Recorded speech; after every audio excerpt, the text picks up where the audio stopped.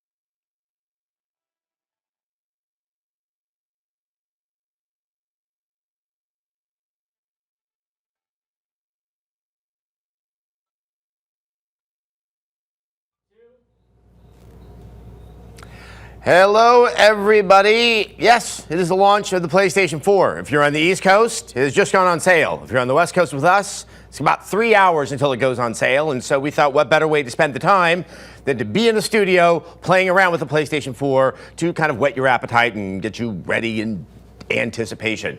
Anyway, joining me, of course, Tara Long.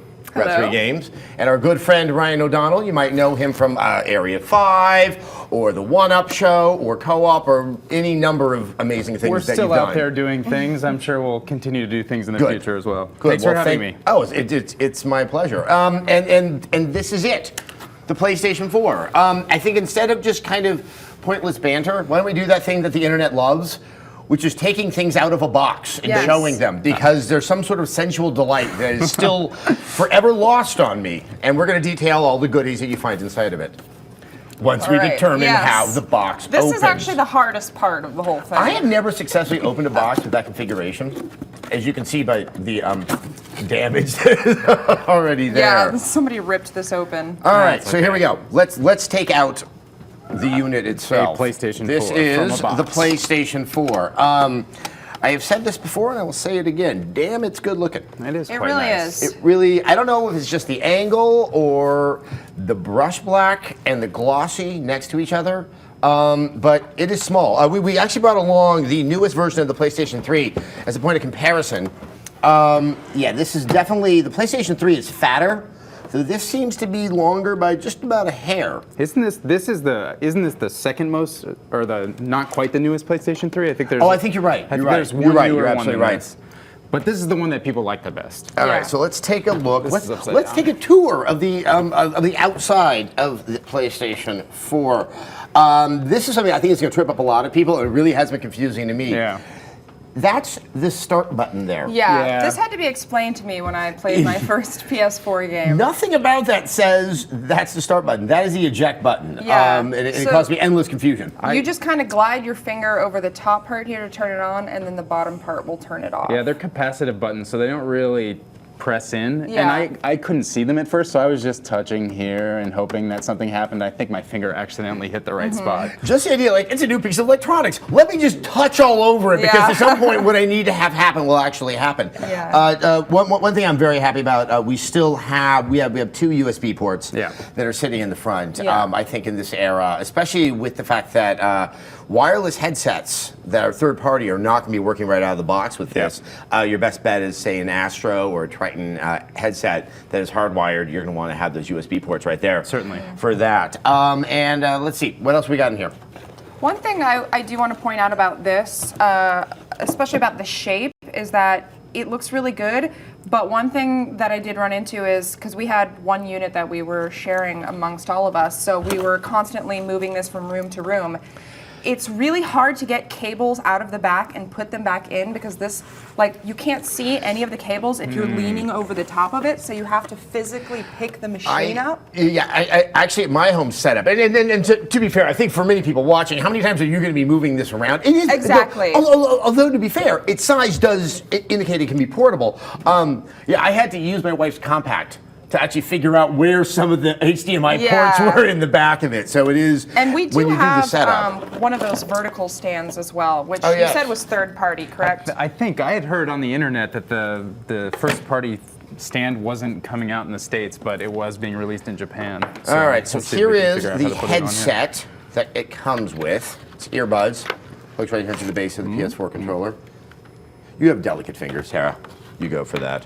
Thank you, Adam. Power cable, which is, actually no, this is novel. As small as that device is, the power source is inside of it. Yeah. And it's Yeah. just a cable that's going. Thank God for that. In using it, it is quiet and it does not get hot. It does spit a bit of heat out the back. Yes, but not, Yeah. I mean, compared to the PlayStation 3, that first version, certainly. which sounded like a jet airliner, when it would just get a little bit hot, I still stand by my statement. It's something of an engineering marvel. I actually totally agree. When you consider how large, video cards are for computers right now, and the fact that this thing only costs $400, which is around the price of one of those high-end video cards, the fact that all this hardware is jammed into this tiny box is nice. Like, especially you compare it to an Xbox One. It's a fraction of the size, and it's as small or smaller than the PlayStation 3.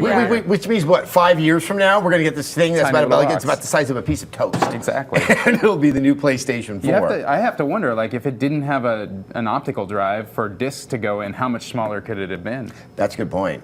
You know? And while you said for $400, that's kind of what a video card is. I mean, really, some of the nicer ones, like the 680 from Certainly. NVIDIA, that's much higher than 400. Yeah. It has made me wonder if Sony really is taking a bath on this. But if they have a way to make money on it in the short term, more power to them. Hey, if it gets it into more people's homes, I'm sure that's what they're hoping for. All right, so here's the controller. Tara, do you want to show them My side by side? Best Vanna White. Yeah.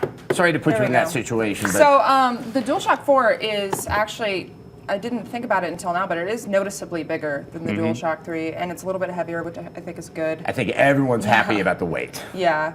The triggers are what I really like about the DualShock 4. They seem Like triggers? they're just like, they're more productive, if that makes sense. Like, there's a slight bit more resistance. They're closer to the bumpers, which I think is intentional.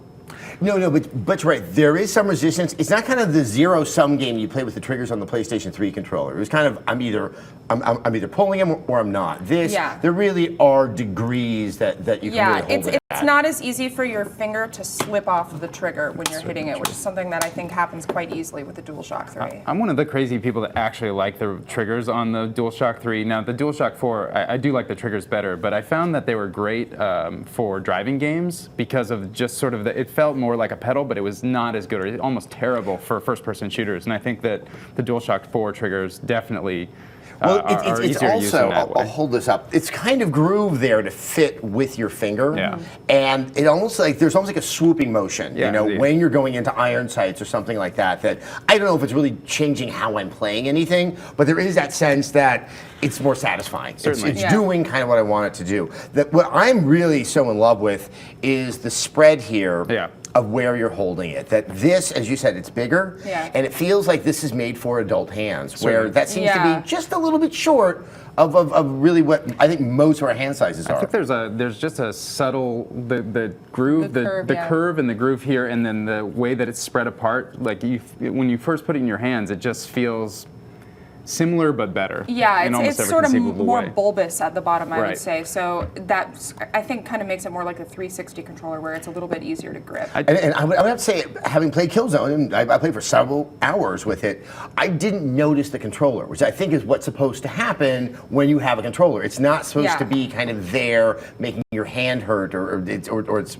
really obvious. Yeah. For me, it was the opposite. I had spent a lot of time playing Call of Duty Ghosts on a 360 controller and got a chance to play a little bit on this thing today. And I thought almost instantly my aiming was better and I was doing better in the game, which is, that sounds silly, but my score was better. It seemed to be like, It's I the don't know. magic of Sony. I don't play know. games better now. It could be that it's just a newer controller, and so there was less, because the analog sticks were less worn in, there was less dead zone, something along those lines. But I don't know. It really does seem to be nice. I like the other thing I like is that when you set down the controller now on a table, the triggers have a much smaller chance of actually being depressed. So that's an interesting point. They Yeah. actually flatten this edge out so that you can lay it down flat and they won't get pressed, which I think is a really nice little thing. And as people probably can see, there's a light bar on the outside of the controller. That helps indicate the number of players and what their order is. I noticed when I was playing Killzone in single player, it also changed depending on what was happening to me in the game. I think it would go to red when really? I was dead. I think it would go to white maybe as it was loading itself back up. There's a similar light bar right along this kind of crevice on the PlayStation 4, once again kind of indicating the state. I don't think anyone's really going to find it terribly useful or informative, but there is kind of an aesthetic to it. That's undeniable. Let you know the system's on as well, I guess. Is there another power light anywhere on it, or is that the only thing that That lights is the up? only one that I was aware Yeah, of. I think And it that's- has almost a David Cronenbergian, Exactly. undulating quality to it. Certainly. I can touch it and have Yeah. experiences I shouldn't share with others. All right, let's take a look at the OS. All right. So I'm just gonna. So this surf around here. organization of the games, obviously we have just put a lot of games on it from the copies that we had, but it's organized in one way and one way only, and that's the last game you played. It's a little unfortunate, I found, that you can't kind of order it yourself based on Certainly. what you like the most, because you could have a run of bad decisions in terms of the games you're playing. Yeah, that's true. I think that it seems relatively obvious that as more games get released, one of the things they can do is start adding in organization features and folders and that sort of thing as the OS progresses, as the future goes on. I do like that it's very reminiscent of the cross-media bar from the PlayStation 3, so it's not unfamiliar. If you're used to using a PlayStation 3, you can obviously hop right in and sort of navigate around. Well, I mean, okay, that's quite familiar from Certainly. the cross-media bar, but it doesn't have those drop-down menus Which- that are just so Yeah. Certainly. I was definitely of the mind that the cross-media bar is one of the worst ideas I've seen. I didn't mind it so much. I mean, it's one of those things where, the more you use it, you get used to it. It might be a little infuriating in the beginning, but I actually really liked the design of it as well, and I'm a little sad to see that a lot of the personality is taken out in this one. It looks... I like the big things on this one. Maybe I just want my That's easy true. eye text. That's I don't true. know. I feel like this is sort of a nice middle ground between the how many 2 or 3 generations ago of the Xbox 360 interface before they sort of put ads all over it and made it hard and terrible Yeah. to navigate. So it was like it started as blades and then they kind of went this route with it.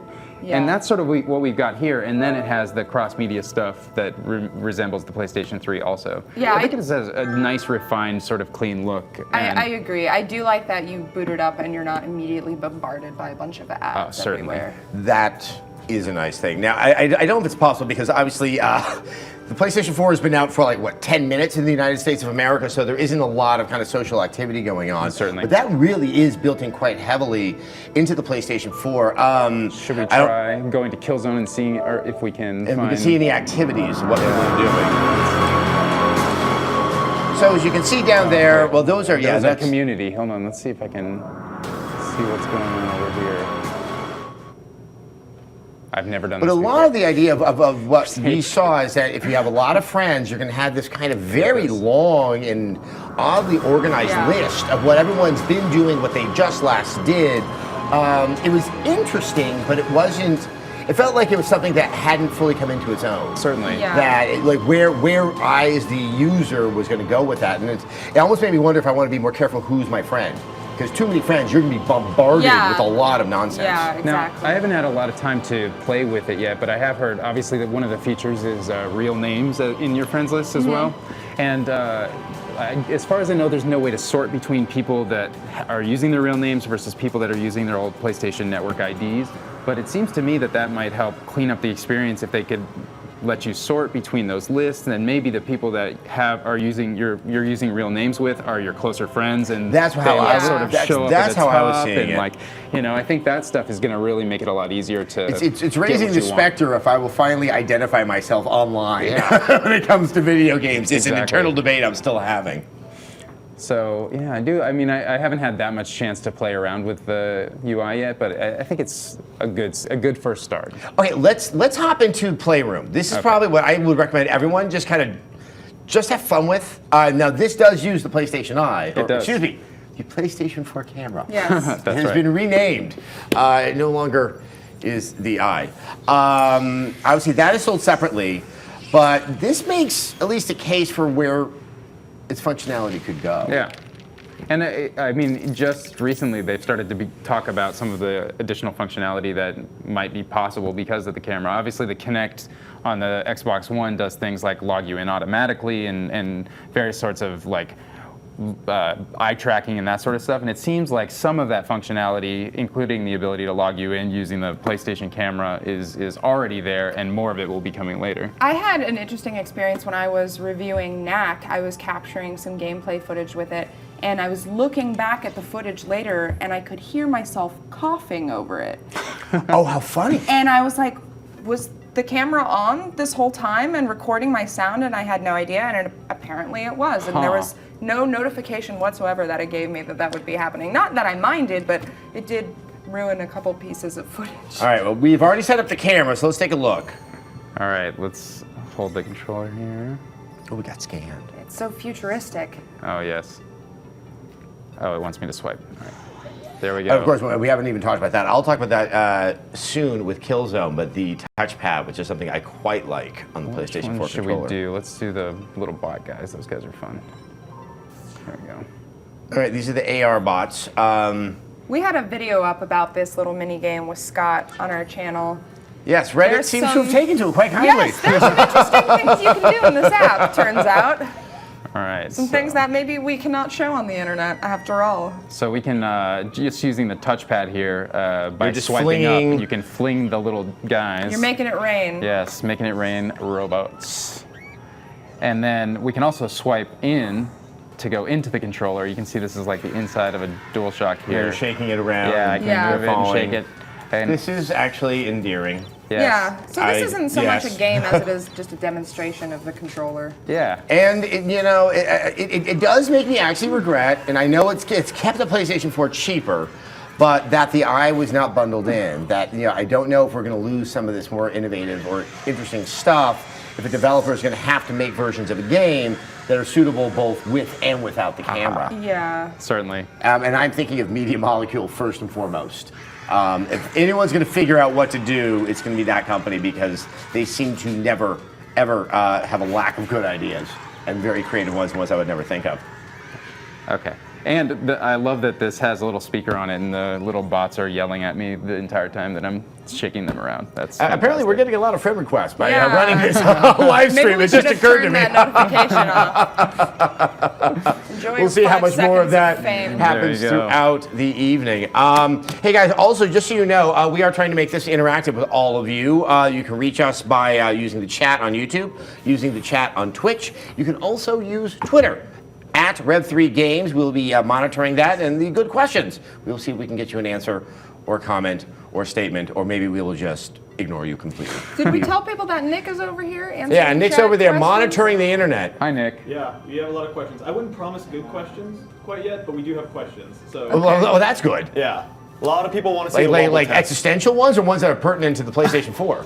They're PlayStation 4 related. A lot of people want to see the Wobble test on the console itself. I've been having to handle some other of life's issues in the past few days. What is this wobble thing that just came up? This idea that it. So take it off the vertical Let's stand there. take it off. And then the way, let's see if we can make a little space here.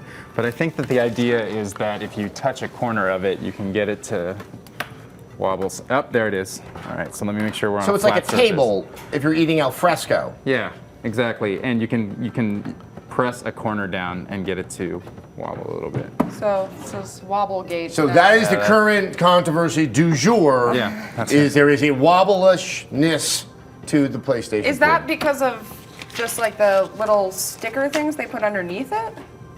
It's because of this. Just get a matchbook. Also, guys, we have another treat. You may notice that Scott Bromley is not here. We have him out in the field with Annie. They're outside. Let's go to them now. They're outside. I believe the Best Buy. Is it the Best Yes, Buy? Best Buy. Well Buy. done now. Guys, are you there? Scott? Oh yeah, we're here right now. We're here. We are actually in front of the Best Buy in San Francisco right now. We're The live frigid right now. 54-degree temperatures. Oh, it's so cold in San Francisco. And we're here with people who actually do not have pre-orders. And I'm going to talk to the first person in line right now.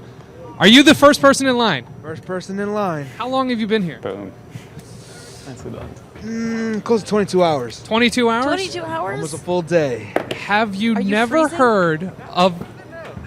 heard of Amazon.com? I did, but not 6 months prior to this. So what about the haunted ghost over here? Is she, Gonna be filmed. oh, she doesn't want to be filmed. Is she with you? She's holding a spot. She's holding the spot. Yep, Do you know who she's holding the spot for? my best friend. Your best friend. Yeah. All right. What are you most excited for with the PS4?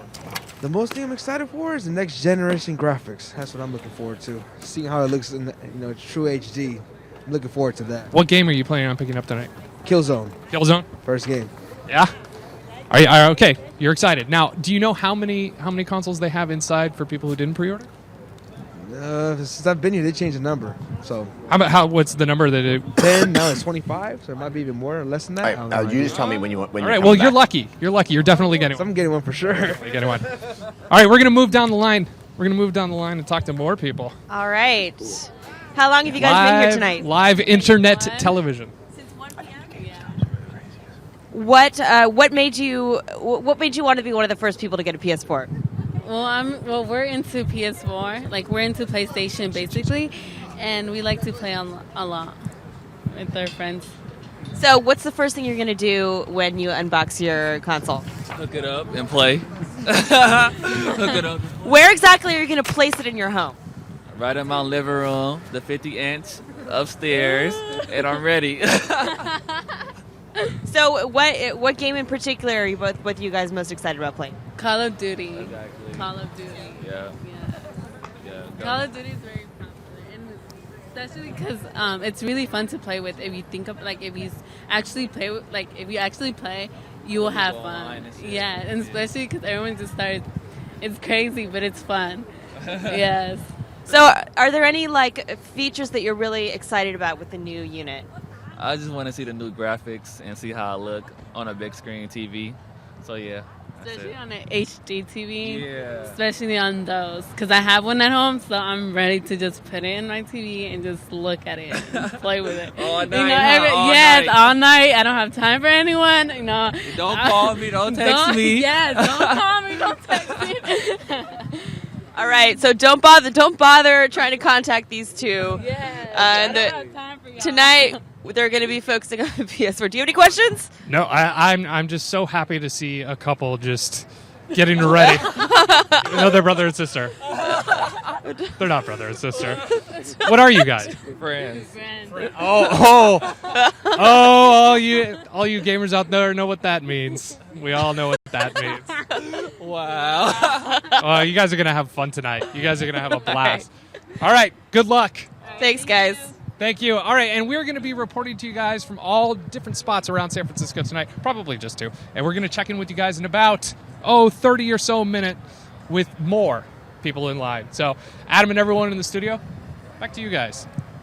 We're going to go warm up. Scott, that actually worked. Yeah. Yeah, that was almost television-like Yay, in its technology. efficiency. So thank you, technology, for doing that. And I think we all agreed that we are really appreciating the warmth of this studio right now. Yeah, it's lovely. We are. Now, obviously, that couple, actually the first couple, talked about Killzone. They wanted to see those next-gen graphics. I just reviewed Killzone. It definitely delivered in that respect. So we're going to refresh all your memory in case you missed it. We're going to roll the Killzone review and have a chat about it at the conclusion. PS4 games, here we go. Now, the signature launch title from Sony is, without a doubt, Killzone Shadowfall, the fourth console title from Guerrilla Games in Holland. Launch titles are a funny thing, as they carry more baggage than games that come out a year or many years later, because they help define the system, an early adoption of a console when the system is at the most expensive. So I guess this is the closest I'll ever come to experiencing a debutante ball. And in one respect, Killzone makes for a good date.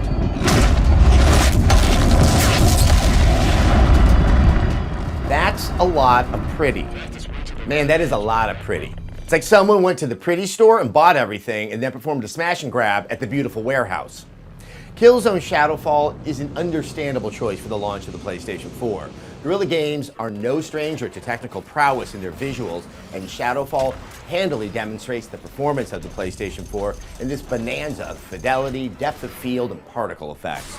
Even more impressive is what is depicted. In an essential change to the visually dour monochrome of the previous games, Shadowfall is awash in color, sunlight, and architecture that is a pleasant contrast to the destroyed ugly that had become so attached to the series.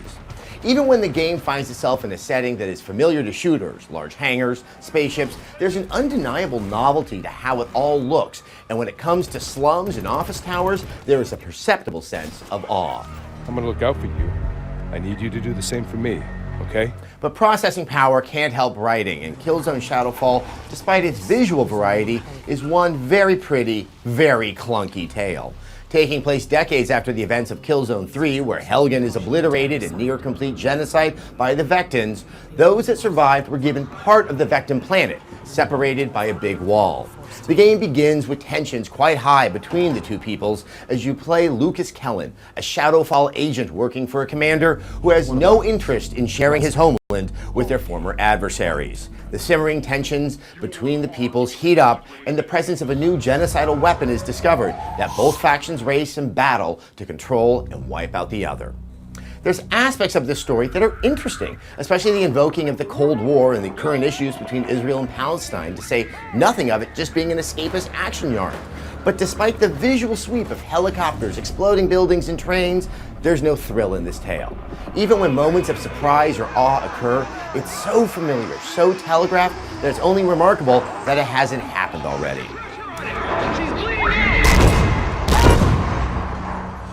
Killzone has always tried to convey an ambivalence about war and the warring sides in their fiction, but the concept that aggression begets retribution in an endless cycle is laid on so thick here that it has the philosophical resonance of the Butter Battle book, with less of the emotional weight. When it comes to game design, Killzone fares better than its predecessors. Instead of starting at 11 and screaming at the player throughout, Killzone Shadowfall has a sense of pace that makes the action feel less obligatory and gives the player a chance to take in the aesthetics. Unfortunately, it's at its best when you are just traversing the environment. Attempts at puzzles like find the insertion object and jump to insert the device are astonishingly banal, and other sequences where you glide or base jump and avoid objects feels ripped from a 2002 PlayStation 2 game with their painful trial and error structure. Additionally, in an effort to establish a better sense of pace, some levels focus on activities and objectives that de-emphasize combat, such as a stealth section where you're lacking many of your technical assets, and another in a destroyed city, traversing some challenging geography. While interesting in how they break up the flow of the game, they come across more as a gameplay exercise than anything compelling. Where experimentation does win out in Shadowfall is in levels that are in a large open area, like this forest or the Helgen slums. The sense of place and the interesting and varied opportunities for traversal keep the sequences engaging and enjoyably replayable after death. Unfortunately, they just don't happen frequently enough throughout the game. What are you doing? Take no chances. The combat is, unsurprisingly, when Shadowfall is at its best. Challenging and visceral, but most of all, varied. Vacillating from encounters in small spaces to many enemies in a large space and scattered confrontations across an open map, Killzone Shadowfall escapes the leaden sameness in combat that weighed down the previous titles. The AI strikes an effective balance between wanting to preserve their life and take away yours, and the enemy types, while not vast, are grouped together very cleverly, forcing snap prioritization in the heat of battle. The challenge presented in combat is significant enough that 2 additional features are added to the game. A scanner that identifies enemies behind cover in your immediate vicinity, which, given the frequency that soldiers move around, is essential. More significant is the Owl, a floating mechanical buddy that is best described as making squad commands less annoying. The Owl can attack, stun enemies, and bring down their shields with an EMP blast, provide a shield or a zip line. Additionally, it can revive you if you have the adrenaline packs, assuming it isn't out of commission in a recharge state. The Owl is quite clever in its implementation. It's great to get enemies out of cover, to offer a distraction to soldiers so you can take them down. This balances against your inability to take many bullets and the nasty aggression of the enemy AI, but it still allows the game to maintain the requisite tension throughout the combat and keep you moving around the play space. A side benefit to the Owl is how well it demonstrates the touchpad on the PS4 controller. You swipe your finger in the direction of the Owl function you want to use. The ease of this feature was remarkable. Very light gestures were read, and read immediately. Also, where the pad is in relation to the sticks made this fast and comfortable. I honestly would prefer to switch weapons, gadgets, whatever this way in any game going forward. The combat, while strong, does suffer over time from becoming less and less distinct.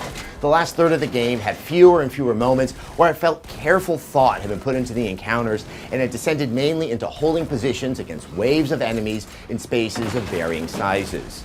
And there's a late game boss battle that is so confounding, I'm not sure how I beat it. I'm telling you, it's messed up down there. You go in, you're not getting out. For all the improvements in Shadowfall, it still falls victim to what plagues shooters' recon stories. No way to keep the combat fresh enough to hold your attention in lieu of seeing what happens next. Despite some valiant, but not always effective efforts to broaden the range of what a Killzone game entails. We'll be okay once we get to the other side of the wall. Come on. The multiplayer in Killzone Shadowfall is a curious beast. The combat actually feels better than in the single player and makes a clear case for the design decisions of the PlayStation 4 controller. Simply put, it just feels good, which is due in no insignificant part to the rock-solid frame rate. Problem is, it just feels bloodless. The maps are visually impressive, but the map layouts, despite some interesting routes for traversal, couldn't draw players together for those moments of surprise and invention. Despite the remarkably fungible nature of Warzone, allowing those maps to be altered with particular rules and restrictions, there was never a moment that had that sense of thrill. Multiplayer is predicated on having the player want to experience the same map, same game mode repeatedly. But after a couple of matches, I knew what I was playing was made with the utmost skill, but there was no burning desire to get back into the action. As competent as everything is on screen, this is multiplayer without spark, and unfortunately cannot complement the issues in the single-player campaign. Killzone Shadowfall succeeds where all launch games should. It's eye-popping and sumptuous in its visuals, but despite some thoughtful tweaks to the game design, the results fall short of their intentions. For all the polychromatic bombast on display, drawing us into the next generation of gaming, it obscures an uncertainty with what the future is supposed to be, and that we will have a little longer before settling on its definition. Killzone Shadowfall gets a 3 out of 5. All right, that was Killzone Shadowfall. Pretty game. There's some issues with the game design, though to be fair, I've always been a little ambivalent when it comes to guerrilla games and the Killzone franchise. It just never had enough of a spark. Yeah. I know it started off as the Halo killer.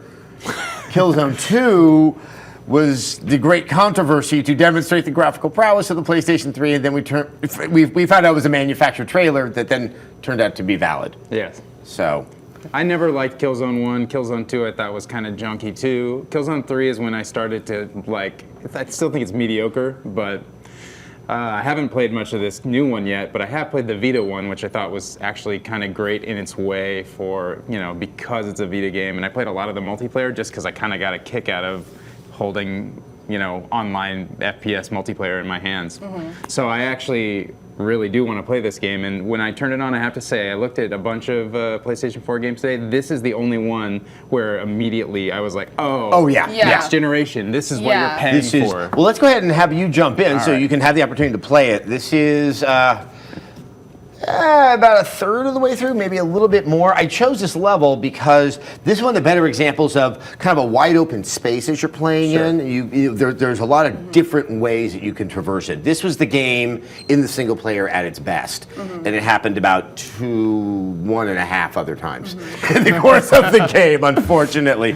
So they were loading up, and there, my great dream for what I wanted out of next-gen games, which was no load times, has yet to be realized. That's what I was thinking too. I was like, if I was making a next-gen game that was launching on one of these systems, indie game or AAA, whatever, I would have it be starting immediately, just like hop right into the game, because I feel like that was one of the promises of both of these new machines. I think it varies highly from game to game. Knack had relatively long load times, but Assassin's Creed 4 was like nothing. That's awesome. Yeah. I think it's the problem that when you have that much more horsepower and you offer it up to developers, they're not going to think about load times. Right. They want to cram as much of the stuff that they've always wanted to do into that. So here we go. You've just gone into the Helgen territory because they've now split up the planet because the Helgen planet was destroyed at the end of Killzone 3. Spoiler. And there were some story bits, and now you have infiltrated the slums. So now I haven't played this game at all yet, but does next gen change a lot about the design of the game? Like, are there more bigger open areas? Yeah, I mean, there was big open areas wasn't really a part of the Killzone franchise except for a big empty area with people running at you with guns. I mean, this level of detail is kind of astonishing. And is it like you can go to any point that you see, or is a lot of that just background? Yeah, but a lot of the clutter, that's what really struck me about this area is there was really some sense of art direction. And just those small things, even though you're not noticing every object that's in your field of view, you're kind of aware that this is trying to convey some sort of sensibility and some kind of feeling.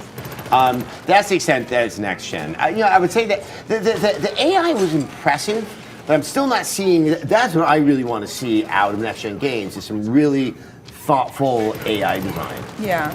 So, Nick, are there any questions coming out there from the world of the internet? Yeah, so Jay Lindsay 456 on Twitter wants to know what you guys thought about the Uncharted game that just got teased. I know there's nothing really out there yet, but what are your feelings on a PS4 Uncharted?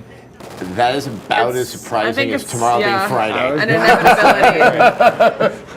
You know what? Here's one thing I have to say is, obviously, this game cannot be that far in development because they acknowledge the name of the, not even the name of the game, that there was another entry in the Uncharted franchise.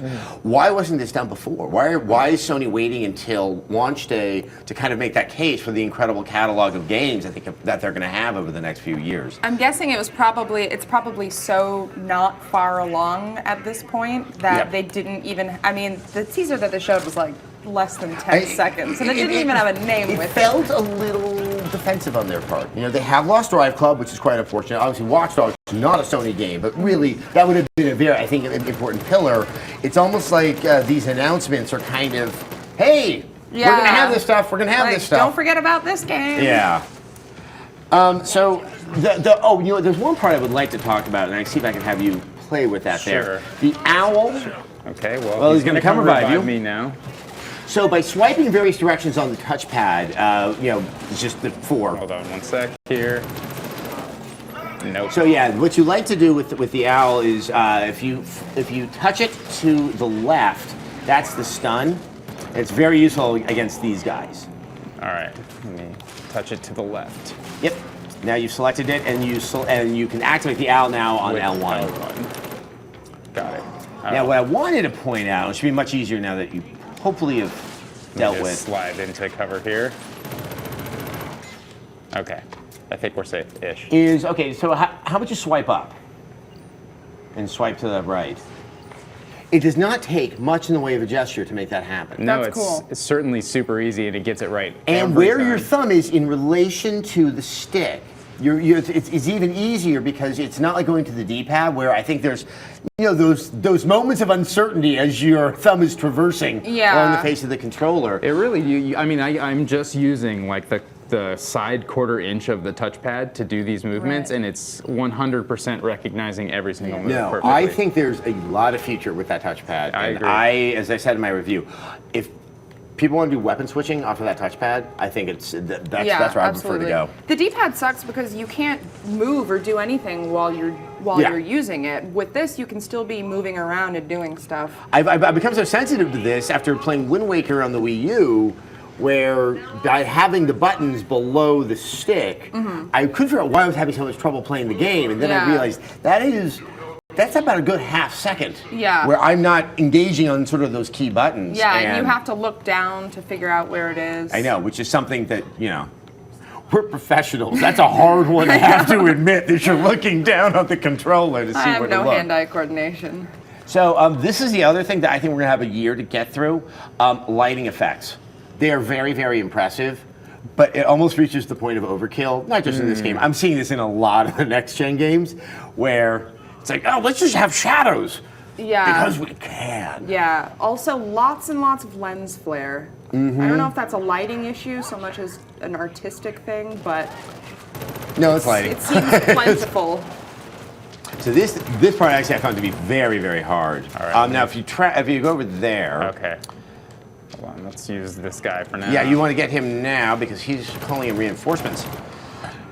And you shocked him. You see, there's a grate. Yeah, let's use the grate. So this is when I thought the game was at its best. It's like, oh, hold on, I can discover these. You can also pick that up by using your scanner. Go in. There we go.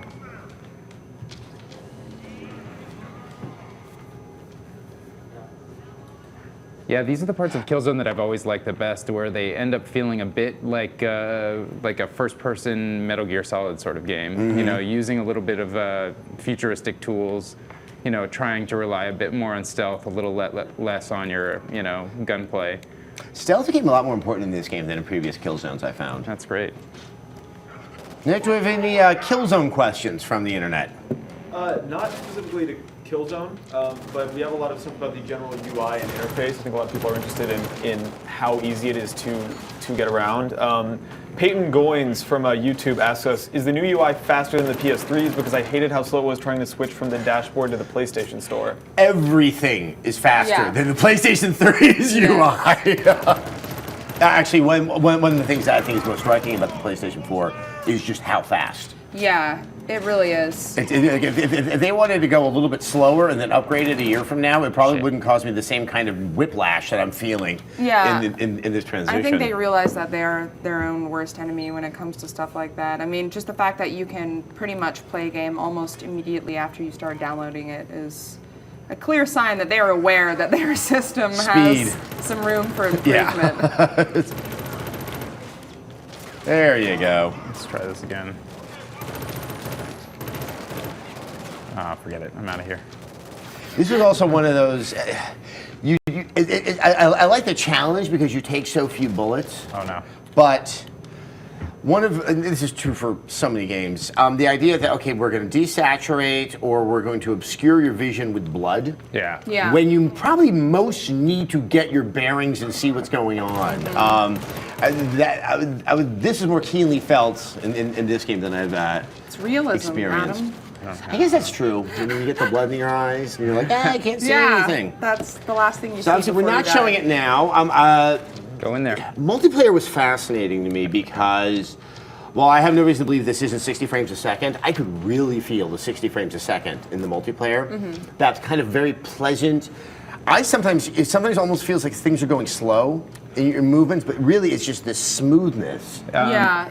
You're not used to it. I mean, I'm definitely not at all. And, I actually felt that I was performing better as a result of it. I think most people would say that about 60 frames a second.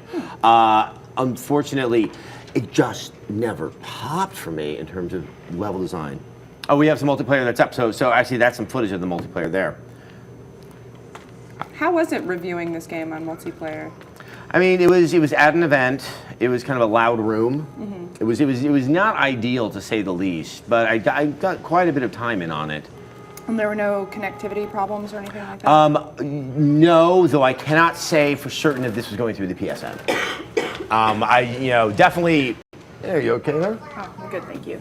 Ahead of launch, all the networks aren't always up, and it's understandable that you might be playing either on a beta network or on a WAN.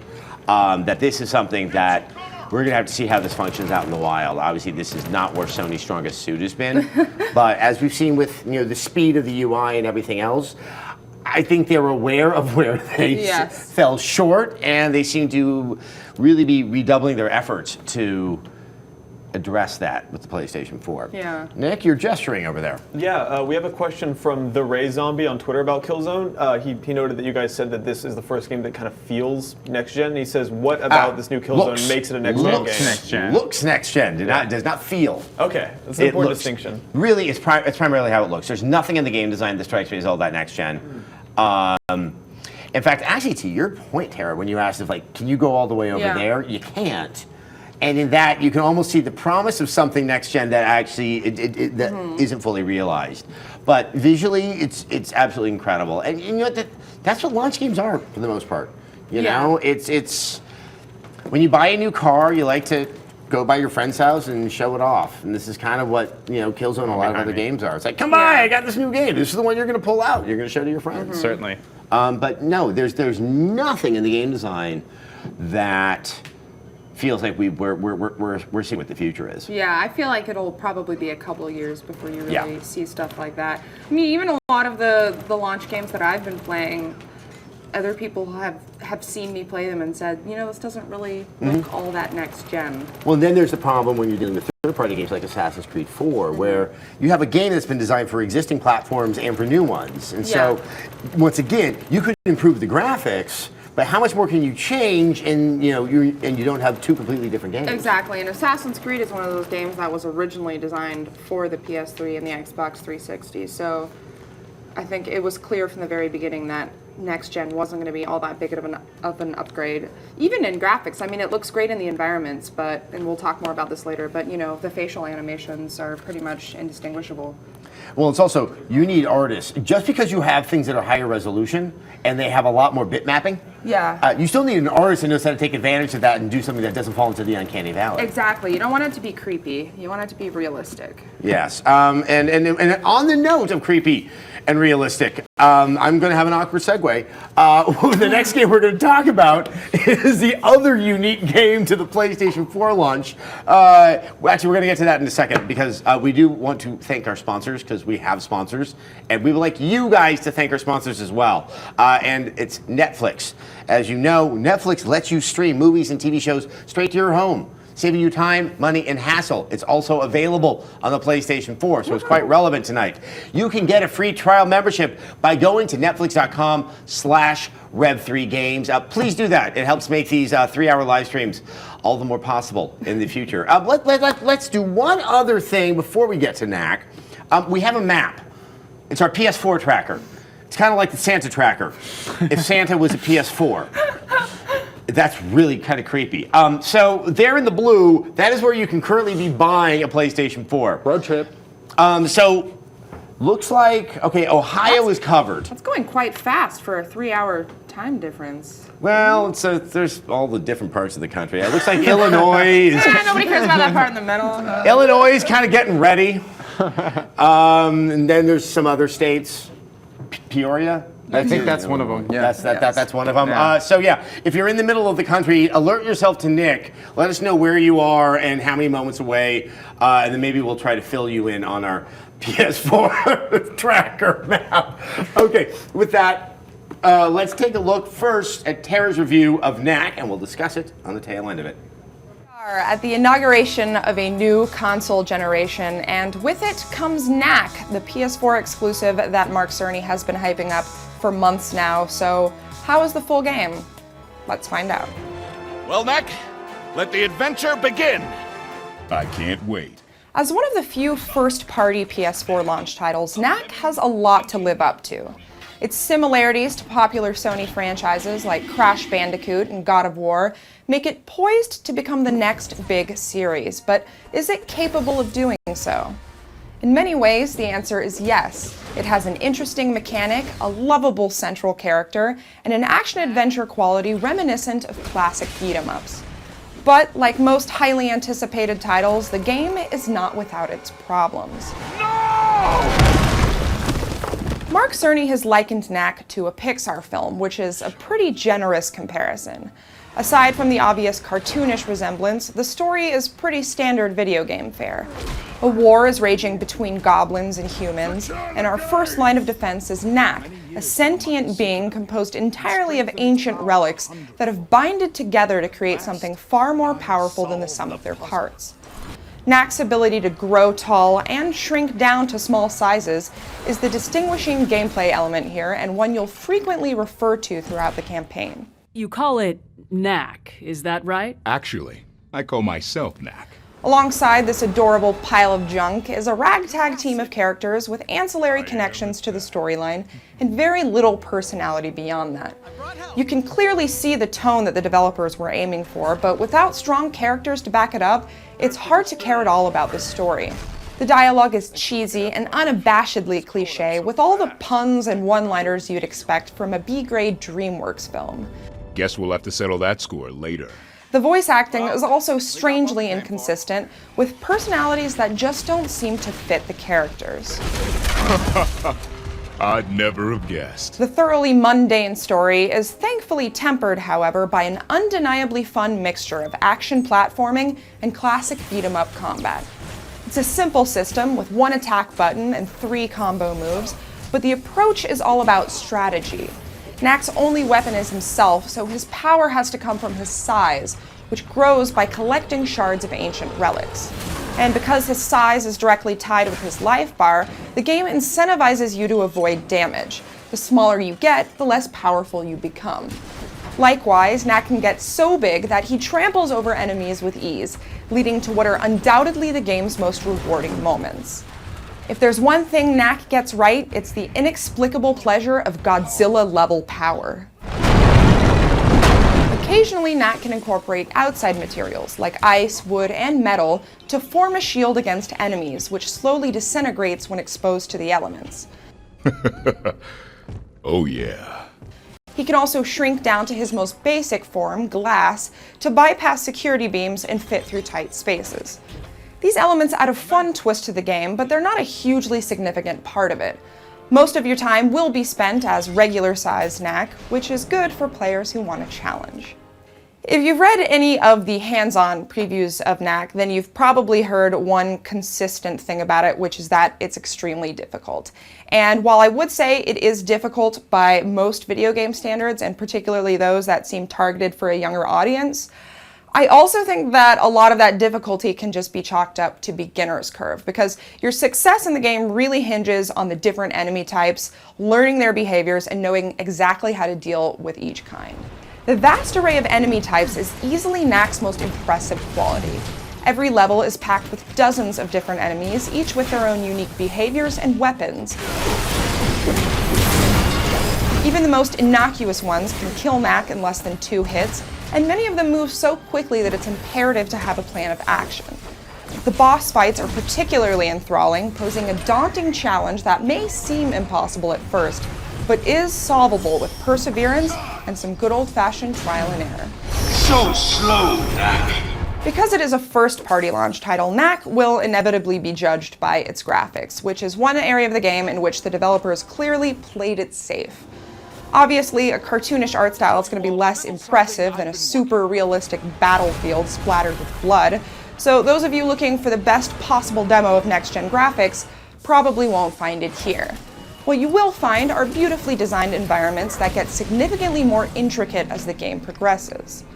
The levels are also well designed and just the right length, with plenty of collectibles to keep you distracted. Sunstones, which are yellow crystals Knack can smash to fill up his energy bar, allow him to perform deadly combo moves on multiple enemies at once. It's an extremely satisfying and somewhat infrequent occasion that's unfortunately all too easy to accidentally trigger. The maps also contain a number of hidden entrances, leading to treasure chests of untold riches. Knack can find item parts and piece them together to form devices, imbuing him with special powers. Collect enough crystal relics, and you can replay the game as a variant form of Knack. Although, even with diligent collecting, it's hard to find enough items to create anything on your first playthrough. This is one aspect of the game that was clearly designed to promote replayability. Hey, let's go take a closer look, huh? After completing the 10-hour campaign, players unlock a time attack mode with 7 different challenges that must be completed in 5 minutes or less. This is in addition to 3 Coliseum attack stages where you face off against increasingly deadly rounds of enemies. These extra modes are a nice afterthought to the campaign and really not much more than that. Their repetitive nature wears on you pretty quickly, and the relatively small amount of stages means you likely won't spend more than a couple hours on them. Co-op, on the other hand, is a wonderful addition to the game and something that greatly increases its replay value. A second player can drop in at any time and assume the role of Robo-Knack, a tiny metal Knack who can engage in combat and heal his partner with the press of a button. This is a great option for beginners or young children who want to play but are intimidated by the game's difficulty. But I can tell you love to destroy things. At the end of the day, it's hard not to have mixed feelings about Knack. There are aspects of it that I absolutely adore, and parts of it I hate. But if Sony decided to expand it into a franchise one day, I would be 100% okay with that, because the framework is damn solid. It's fun, it's challenging, and even with its problems, there's a certain weird charm that just grabs you. Knack gets a 3 out of 5. 2, 1.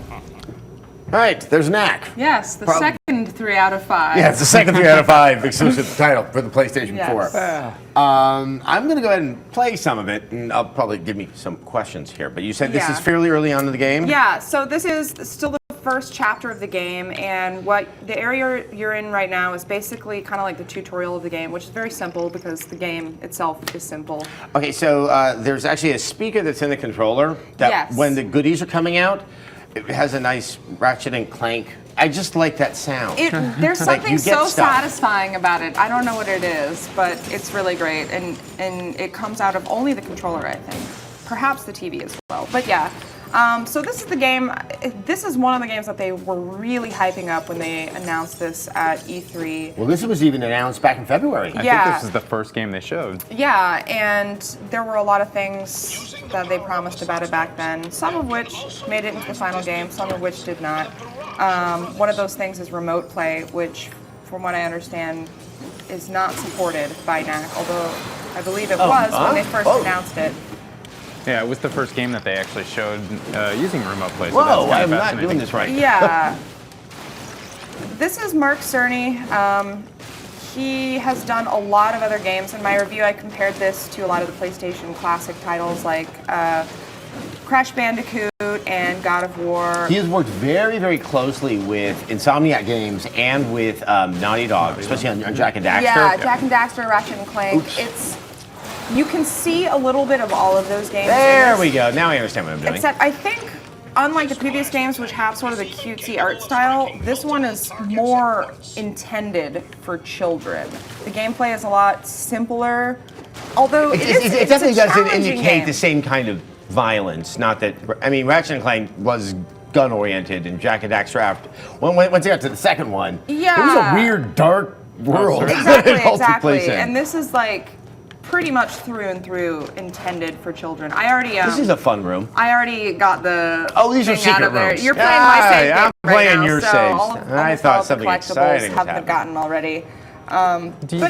Oh, go ahead. No, I was no, going to say, you go do you ahead. find that there's as many systems as there are in those games? Like, is the core mechanic of this game just the combat, or is there more to it than that? There's a little bit of platforming. I wouldn't say that it's as involved as something like Crash Bandicoot. It's pretty simple, and it's usually just like you jump on a couple platforms and then there's enemies waiting for you at the top. That's the part that I find so surprising about it. And so everyone knows, this is also a fixed camera angle. Right. Not that there's anything fundamentally wrong with that. No, and it but actually works it's quite well not, for this game. That's not the kind of showcase I would have expected at the launch of the console.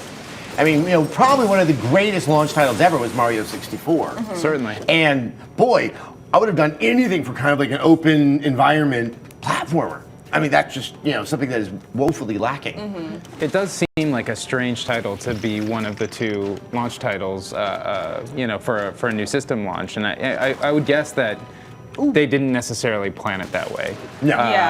And it seems like the type of game that does exactly what it sets out to do, which is something that's simple to be enjoyed by the whole family, and be something that you can kind of bash your way through on a weekend or something like that. I was going to say, you mentioned fun for the whole family, and while I do think this is oriented for kids, I especially think it was created for parents and their children to play together, because the co-op mode, it's interesting because you have one person as regular Knack and one person as Robo Knack, and Robo Knack can only help. He can't harm you at all. So, and from what I understand, in co-op, the enemies don't get more difficult, so it's just added help. It's kind of like, actually it sounds better then, but in Mario Galaxy. The other pointer that picks up the thing, yeah. Yeah, and he doesn't have all of the capabilities of regular Knack. Does he have a life bar? Some funny collision He does have here. a life bar, Okay. and he can heal Knack occasionally. So it is much more of a support role than an actual second character. Double jump. Go, double jump. And that's another thing, interestingly, that I noticed about almost all of the platforming in this game is that there are very few areas where you can only jump once. Most of the time, to reach a platform above where you are now, you have to double jump, which does get a little bit annoying. It kind of hurts your finger after a while. How do I trigger my special attacks? You press circle and then one of the other three buttons. That's not X.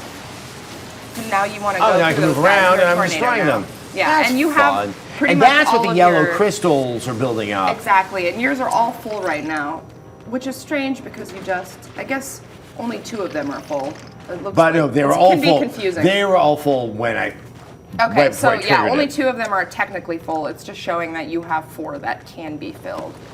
Do you think if they have, in a potential sequel to this game, let's say, if they added more abilities that you sort of gain as you go through the game that affect your maneuverability or that sort of thing, rather than just it seems like the way this game works is your character gets more stuff on him, thus becoming bigger or smaller, and sort of it's mostly about combat and less about traversal. Do you think that adding abilities like that would make a sequel more interesting? I think it could. I think, a lot of the beauty of this game is its simplicity, but notice that you pretty much have to dodge. That's what I like about the combat here. It's simple, but it's also difficult because a lot of the enemies can kill you in 1 or 2 Whoa, hits. as we demonstrated right there. See. So you really have to be strategic about it, and you use the right analog stick because it doesn't control the camera. You use that to dodge. It's like God of War. It's the God of War dodge. Exactly. Oh, yes. Now all of those video game memories are coming back. Yeah, and Got it. thankfully it doesn't force you to go back too far when you die, because that is something that happens a Well, lot. at least you don't also load in. It doesn't take a while to load in. Yeah. The certainly. initial load for this game was a little bit surprising. Yeah. But Are the checkpoints good? Do they, do you feel like there's enough of them? I feel like there are enough of them. There are a handful of parts where you get pretty far away from the checkpoint and there's a really difficult enemy, so you have to go back and re-kill a lot of the enemies that you did every time you die, which is a little infuriating. But Because then you start getting that's always frustrated, and the earlier enemies kill you, and then you're like, but no, but there's supposed to be the other thing that's hard. Exactly. That's always the And then I get experience I have. sad. And then it's like the easiest enemies become the hardest ones. But you know, like these if they cars. did expand this into a sequel, I think one of the biggest things holding it back now is the story, which is just not good and not interesting, and the characters need You're fighting better goblins? dialogue. And what is this world that takes place in? Because I know there's goblins, but there's people and there's cars. it's and Earth. It's Earth, and there's goblins Was it who have you? been peacefully coexisting with humans for a while, but then the humans basically found out that the goblins have gained access to all of these crazy military weapons. They're trying to figure out how they got a hold of those and basically their plan to stop them from destroying life as we know it. But you notice, like, even playing through this part, a lot of the design of the game is just go to a room, kill a bunch of guys, do a small platforming sequence to get to the next room, and then kill a bunch of guys. I mean, that's the part that I think has me surprised, is that I would have expected more showcase.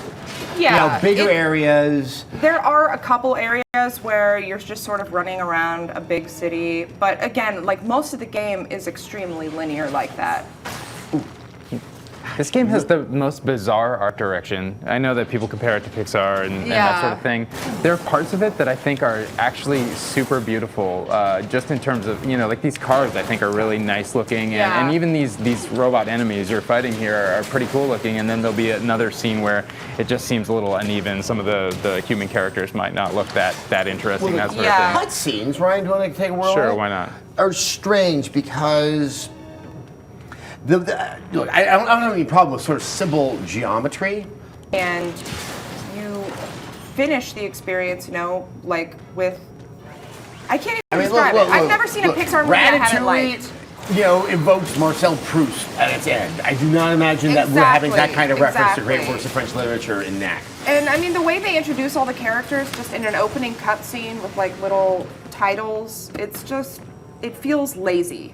And am I crazy? Am I seeing some frames drop here? I saw one or two there. Yeah. That was another thing that a lot of hate- people commented on when I was playing this game was that, well, for one thing, that it didn't look like 60 frames per second, which I feel in the cutscenes you can maybe notice it a little bit better. I mean, I think it's 30. There are times where I can feel it. I'm not going to be one of those guys who can count frames or things like that, but this is definitely a curiosity. I actually plan on playing this because this is the kind of game I like. Yeah. but yeah, as I said, you know, Mark Cerny, when he worked on, and assistant, he's now working the teams at Insomniac or Naughty Dog. But what was really important about those games early on with the PlayStation 2 was that they had no load times. They were actually streaming in a lot of the environments underneath the player, underneath the cutscenes. And I think what had gotten me excited, when obviously I'm still very happy he was behind the design of the PlayStation 4. Certainly. Mark Cerny is a genius, and just plain and simple. But I was kind of assuming that his involvement in a game for that system would kind of be demonstrative of that thing. Yeah. That next thing that the power could do that would either assist developers or really kind of enhance the play experience, because not having load times on the PS2 was a huge deal, because we had to suffer back in my day. Yeah, the load times on this game are extremely long. Is that in between levels, or because in between levels? Yeah. Because after death, it's boom, you're right back in the action. After death, it's not a problem. You restart the level or your checkpoint immediately. The load times between levels are very long. Just booting the game up takes a while to get to the title screen. I'm a little disappointed that they had pretty much no features that were indicative of next gen. They didn't have remote play support. It doesn't use the touchpad in any way, shape, or form, which I was actually very surprised about, because it is one of the kind two of game just first-party seems launch like titles. it's also this type of game. Just you could see, you could pile on the silliness with stuff like that. Exactly, without you it, can, and it was a missed opportunity, I feel. So there are very few PS4 specific features in this game. The more I play, though, the more I really do enjoy the very simple combat. I think it's very fair, and like when I make, I sort of like that it's like 1, 2, 3 hits, you're dead, and the way that when an enemy is attacking, it sort of slows down and gives you that extra moment to use the dodge attack. It's really nice. Well, it's like Yeah. the counter in God of War. Exactly. Exactly. And I think they realize that that's the strong point, which is why they included so many different enemy types in it. Nick, do we have any questions, Knack related or not? We do have a Knack related question. Xenosentience on Twitch says, I was actually somewhat interested in this game until I saw the attacks. Basic 3-hit punch combo and jump attack, and nothing else from what I can see made me reconsider. Is there more depth to it than he's seeing? So or? there's the jump attack. You can also just attack by pressing, I guess, square on PlayStation 4.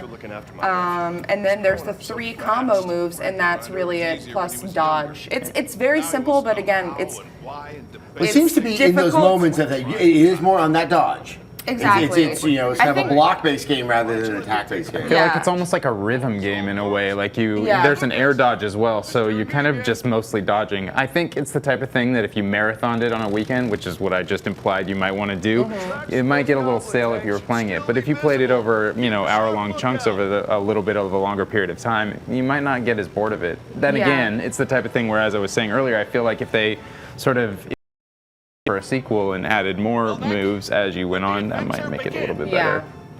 I feel like they could probably add a couple different maneuvers in there, and it would still be simple, maybe a little more in depth. Nick, any other questions? Maybe not Knack related? Yeah, Skullball Corp, also on Twitch, wants to know if Knack will at least satisfy Crash and Spyro fans who've been wanting a resurgence of platformers and are sick of first-person shooters. If you're expecting something that's on par with those games, then you might be a little bit disappointed. But as far as PlayStation 4 launch titles go, it is probably the closest that you can get. Yeah. Keep in mind it's a launch title, as I guess what I would say. I mean, the PlayStation 3 launch titles weren't that great, and so it just takes a little while. But I feel like it's not a bad game. It's just sort of mediocre. It's a little bit banal. Yeah. It's kind of simple. That's all. So anything else out there? Was there a Destiny announcement today? Jeff Keighley was doing his Spike thing. They showed a new trailer, and then they said that the beta is coming to PlayStation 3 and PlayStation 4 first. Apparently the PlayStation blog was also giving out some sort of beta codes at some point this evening. Oh, really? Which isn't, not so that is this an imminent beta, or is this a... I doubt it, but it seems like the type of situation that's great. Have a code. One day it'll mean something. Yeah, they certainly would be the first to do that. Oh, here they're showing the Destiny trailer. Oh, is that it? I believe so. Oh, this is the old one. The Breaking Bad guy one. I was going to say this isn't so much. No. Here's the thing. When did these become trailers? These aren't trailers. This is navel gazing without even really making a strong case for the product. There's guys in suits, Adam.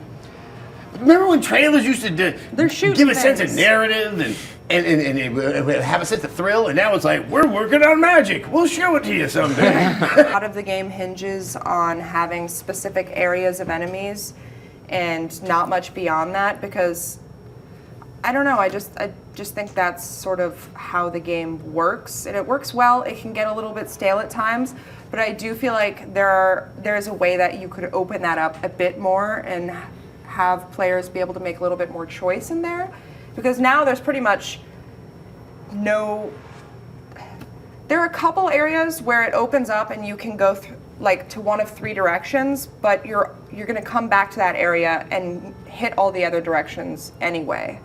So it's more the illusion of, hey, look at this. It's like, you're going to see everything. If they managed to incorporate something like that in a way where you actually could choose something like that, it might work, but I don't know if it really needs to, Yeah, well, I think we'll know probably in the next month or two if we're really looking at a Knack 2 somewhere down the line. But I mean, I kind of hope there is, Like I really want to Jack and Daxter. There's something so weird about this game that's like it's Knack, Like he's super weird. They gave him this voice that just totally does not fit him at all, but it's so campy that it's good almost. You know what? Maybe Knack is the new Brink. Yeah. There's a lot of Alan Wake in this game. Definitely is. I do see some Alan Wake in this game. Yeah, with all that light that's happening right there. With all the movement and stuff. Yeah, in the light movement and the stuff. It's very, very Alan Wake. See, it's just adorable. I think we are moments away, and something gave me the cue that we're going to check in again with Scott and Andy. Okay, we're going to do that in a couple more minutes. So let's see. Is there a more general question out there? I've seen, I don't remember who said it, but somebody brought up that this game could potentially, depending on whether or not it sells well, reflect on demand for platformers like this. Do you think people should feel obligated basically to buy Knack if they want to see another Jak and Daxter or another Ratchet and Clank? That's a really good question. I don't think it's fair, you know, like it's launch titles, for better or for worse, should be held, you know, in a different light. I feel like, not in terms of review scores or anything like that. Just, you know, you have to realize they're aiming for a hard date, and oftentimes they're not able to sit in the pot quite as long. And seeing that the PS4 launch, only 2 disc-based first-party games made it out. I mean, a Jak and Daxter would have a lot more time to cook, you know, before being released, and I think that would bode well for a title like that. I would love to think that if Knack sells well, we would have more character-driven platformers. I can't remember, there was a new term, I think it was character-driven action games. Yeah, I think, unfortunately, they're dead. I don't think anyone wants to spend the money on it. I think the best shot is that Sony will, because they will do things that sometimes don't make sense, and it's to the benefit of the player and the gamer out there. But I really honestly don't, you know, I think we would be playing those games now if people thought there was a market for it, or people were willing to invest that kind of money. I don't know if I agree with that. I think that we're getting a lot of what people like about those sort of games, people are getting now in indie games, and so that what that means is that we're not really getting 3D action platformer type games. We're actually getting some great platformers, just not that Banjo-Kazooie type. Exactly, and I think that, you know, as the years go on, indie developers are going to start aiming for the 3D games as well as the 2D games, and I think that they may pick up some of the slack of the AAA developers. It's reached a point where I'm increasingly surprised by what the Unity engine can do. I think the possibility really is there, and that's a fair point. All right, in terms of what things can be done. Okay, I give up on that segue. Let's check in with Scott and Andy, who are in San Francisco, standing by people in line, but I don't know where. Yes, we are here. We are doing the international sign of live television with my finger in my ear right now, but we're actually outside of the Best Buy in San Francisco with a whole bunch of people who are waiting in line for the PlayStation 4. Yes. How long have you been here? Maybe about 4 hours. 4 hours? Only 4 hours? Only 4 hours, yeah. Only. What are you looking forward to with the PlayStation 4? Netflix. Netflix! Finally, an honest answer. Finally, I can get on Netflix somehow. Netflix, Call of Duty, all that good stuff. Video in general. Yeah. What about you? I just like the game, you know. I just want the new devices. So yeah, just following my buddy here, you know. I can't let him have the new device. Wait, so you guys are both going to purchase it, or are you just all three of us actually? He pretty much everything I get, he has to get. Yeah. What game are you gonna? What game are you gonna pick up? What game are you looking for? Call of Duty, probably. Ghost. Yeah. Call of Duty. What about you? I'm probably getting it for FIFA because you can see the blades of grass, and that's pretty sick. Yeah. Nice. So, what have you guys you've been out here for several hours. What have you been doing in the meantime to entertain yourself? Just listening to everyone else's music and watching them. That's pretty much it. Creeping on them.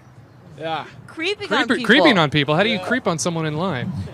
You just look at them with the corner of your eye, but you don't directly look at them. Oh, so you're just using peripherals. Peripheral vision. Yeah. Are you gonna start negging them too pretty soon? No, like I can see in my peripheral, I can see the guy on the right in the blue jacket. He's drinking water right now.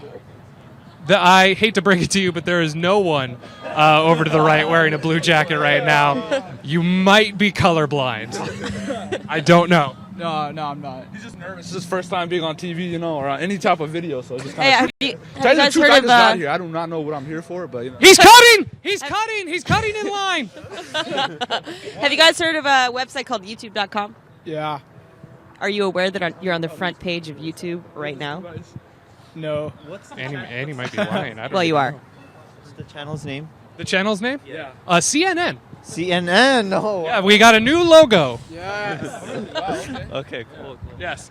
All right. Well, we're going to head down to Market Street and go check out with more gamers who are waiting in line for the PS4. But we're going to toss it to you guys back in the studio and go back into the car where it's warm. All right, guys. Back to you in the studio. Adam, take it away. In 3 seconds. Take it where? Where would I go with that? With that kind of amazing on-the-spot reporting? Well, right back here, like of course. right there, empirically with people about to buy something in line somewhere adjacent to where we are. Is your mic on? It is on. Thank you. All right, as you can see, Patrick Norton of Tekzilla, obviously my old friend from Tech TV, a man who I would go to repeatedly when I didn't understand something technological or just needed to have something fixed or I needed to tie my shoes. He was always there, and so it is my great pleasure to have you back so we can talk a little bit about your take sort of on the hardware, on the specs. I've always taken the stance that obviously it's nice to hear that there's a lot of RAM in something, right?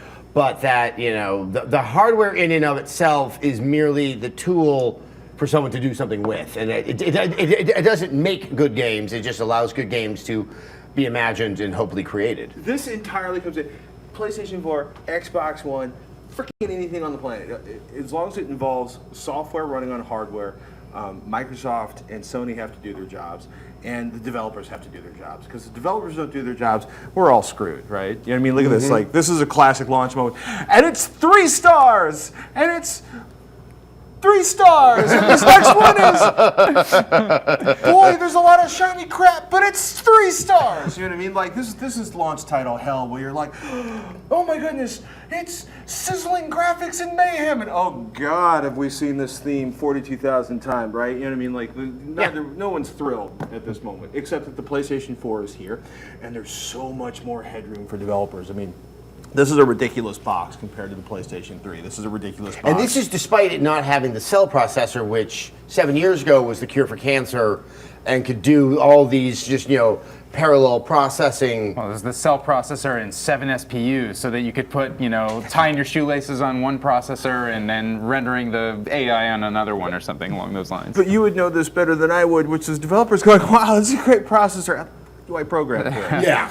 And then it was like 12, 18 months, all of a sudden you went, oh, I think they figured out how to program to it. You know what I mean? It was literally like this is an architecture that's so much closer to the PC, right? That we're This all is kind of assuming that lapse of time before people go, aha, is gonna be much smaller. The biggest difference between like this and a PC is that this is not a PC because Sony won't let you load a regular PC operating system. This is x86 architecture. This is an AMD processor, what they call an APU, an advanced processing unit, which basically means they took a CPU and the GPU and they stuffed them on the same chip.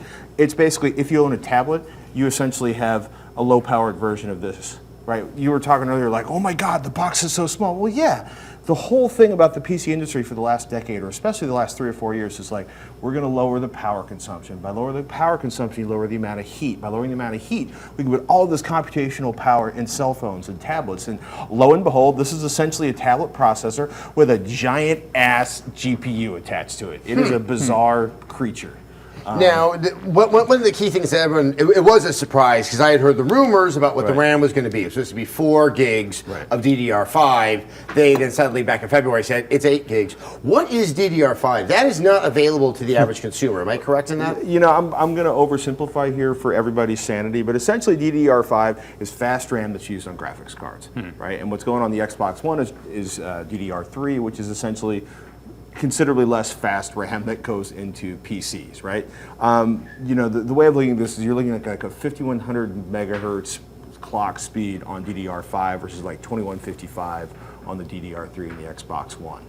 So it sounds like, oh my gosh, Sony's gonna kick the out of Xbox on this one, but the reality is what they did is this is very much architected like a GPU, where there's just a whole bunch of memory and it's super fast and they're running it straight to the processing power. But Microsoft basically said, we're gonna put some really fast RAM acting as a cache. There's 32 megabytes of RAM right down there on the die with the processors, dealing with stuff that is basically, it's going to let all the texture and all the graphic stuff is going to sit in the main system memory, and then they've got 32 megabytes that is ridiculously fast that's going to be processing for the CPU. So that could be there simply to make it switch between cable and television channels, or cable and whatever else is going on or between games, but there's a lot of stuff going on in the architecture of the Xbox One that mitigates the ridiculous performance advantage of the GDDR5 in the PlayStation 4, right? All right, so this, how much I do not want to have to wade into this ongoing debate, having already gone through it earlier this week and last, but this whole controversy about the resolution. It turns out that Call of Duty Ghosts is running at a native 1080p on the PlayStation 4, although there seems to be some additional controversy going on with that, but let's just leave that out there. 720p on the Xbox One. Right. Is this RAM difference? Is this system difference? Is that what the cause of it is? I mean, you're only theorizing, but I look to you to give some clarity to. On some level, right? Like your classic moment is, I'm not going to tell you. This is my Adam Sessler imitation. I can't tell you which one is better. They haven't shipped yet. I haven't played a game on it. What are you people, idiots? You know what I mean? Like, which is somehow I'm turning you into Shecky Green, but that's actually a very reasonable thing to turn me into. But so, you know what I mean? Like, but you know what I mean? Here's the thing: the Xbox One's going to ship because like a few weeks ago, Battlefield 4. It's only going out at 720p, and there's near 1080p performance on the PlayStation 4, right? I believe it's 900p on the PlayStation 4. Yeah, which is a it's a couple of a brand new resolution. I had never heard of this before until a month ago. So it's like all of a sudden we're letterboxing, or we're putting like columns on the side of a 1080p screen. The thing is where the PlayStation 4 really has an ass-kicking advantage in the number of shader units, right, or CUs. So there's 1,152 shaders on the PlayStation 4. There's 768 on the Xbox One. That's a 50% advantage in basically little tiny things that fling pixels at your screen. Going back to the oversimplification thing. That's a big deal. That's a lot of overhead, especially when you realize that something like 10% of the cores the shader cores on the Xbox One are going to be reserved to deal with the Knack and other background cruft. So that's going to be interesting. There's some arguments back and forth about whether or not, okay, so the cores, the shader cores on the Xbox One are going to be running faster. That's going to mitigate some of the advantage of the extra cores. But essentially, if I have an army of 150 people to move a pile of bricks versus an army of 100 people to move a pile of bricks, the army with 150 people is generally going to move the pile of bricks faster. Right? And the PlayStation 4 has 150 people, and the Xbox One has 100 people. You know what I mean? Like there's again, I'm oversimplifying, but there's some interesting stuff going on here, right? Because people are like, okay, Microsoft is going to give people better direct access to the GPU cores, and people are like, well, Sony's basically saying, well, we're going to create the same sort of API. The developers will have sort of more direct access to the GPU to make things move faster. And it comes back to, man, it's too early to tell. Ask me in 6 months. Yeah, look, I thought things were going to be really bad for the PlayStation 3 because, as much processing power as you had in the cell, it just seemed to move through the system fast enough. And then we got Uncharted 2. Certainly. So, I mean, where there's a will, there's definitely a way. Programmers get really creative in really exciting ways. And for me, the biggest thing is like, this and the Xbox One are just ridiculous leaps in performance over the existing console platform. I mean, painful, ridiculous, amazing, awe-inspiring, like, holy crap, in 18 months, we're going to be weeping at what people turn out. Yeah, I think really the biggest risk is going to be too many ideas are going to be put into a game that we can't get these things done in a reasonable amount of time. I honestly think that's one of the biggest worries. Oh, you want to grab one of those? So let's talk also a little bit about the media services. Okay. Amazon, Crackle, Crunchyroll, Epix, Hulu Plus, NBA. Nothing that's terribly surprising, but I know that there's one that was a little bit shocking to you, which was the lack of DLNA, excuse me. So if you have a whole bunch of media on a server in your house, or if you share your collection of MP3s off of your computer in your house, you cannot currently play them on the PlayStation 4. Which I find loathsome and evil, and it just makes me really, really sad. So you don't have a hub. I mean, you can't really use it as the easier user interface to take, off of the external storage device that's your PC, your laptop, and or obviously something like that. The PlayStation 3 did have that capability, and so did the Xbox 360. Yes. So because of that, it seems like a step backwards, and it doesn't really make sense. Yeah, and it's especially when you look at it, and it's kind of funny, like, the way it started, I started rationalizing when I'm like, basically Microsoft's making a play for the living room, and they want it to be your home theater box. right? Because they ran away from Windows Media Center on Windows 8 and 8.1 for all intents and purposes, and they're all into the Xbox One as being your home theater center box, set top, whatever it is, play everything, right? Because we joke on Tekzilla a lot, like it's not really a platform if it doesn't have Angry Birds and if it doesn't have Netflix, right? You know what I mean? Like it doesn't have, you know what I mean? Like your watch is gonna have that tomorrow. Right, like in a year we'll be able to watch Netflix and play Angry Birds on smartwatches. Certainly. But until then, it's not a real platform, right? But what's interesting about the PlayStation 4, when they were so hot and heavy on the PlayStation 3, right? We're going to be backward compatible with your games. We're going to play all this media stuff. We're a Blu-ray player, and this PlayStation 4 is like, we're going to play games, and we're going to do this stuff we know is really useful because we can do partnerships, and other people are going to carry the lifting on delivering the media to your system, and maybe we can make some money off of that and screw the rest of it.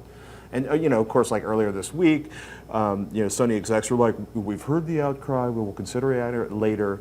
But I was really shocked to be like, PlayStation 4. They're like, it's a console. It's like an old school console. We're gonna play games. If you want to watch Netflix, fine. And it's funny because I still go back and forth.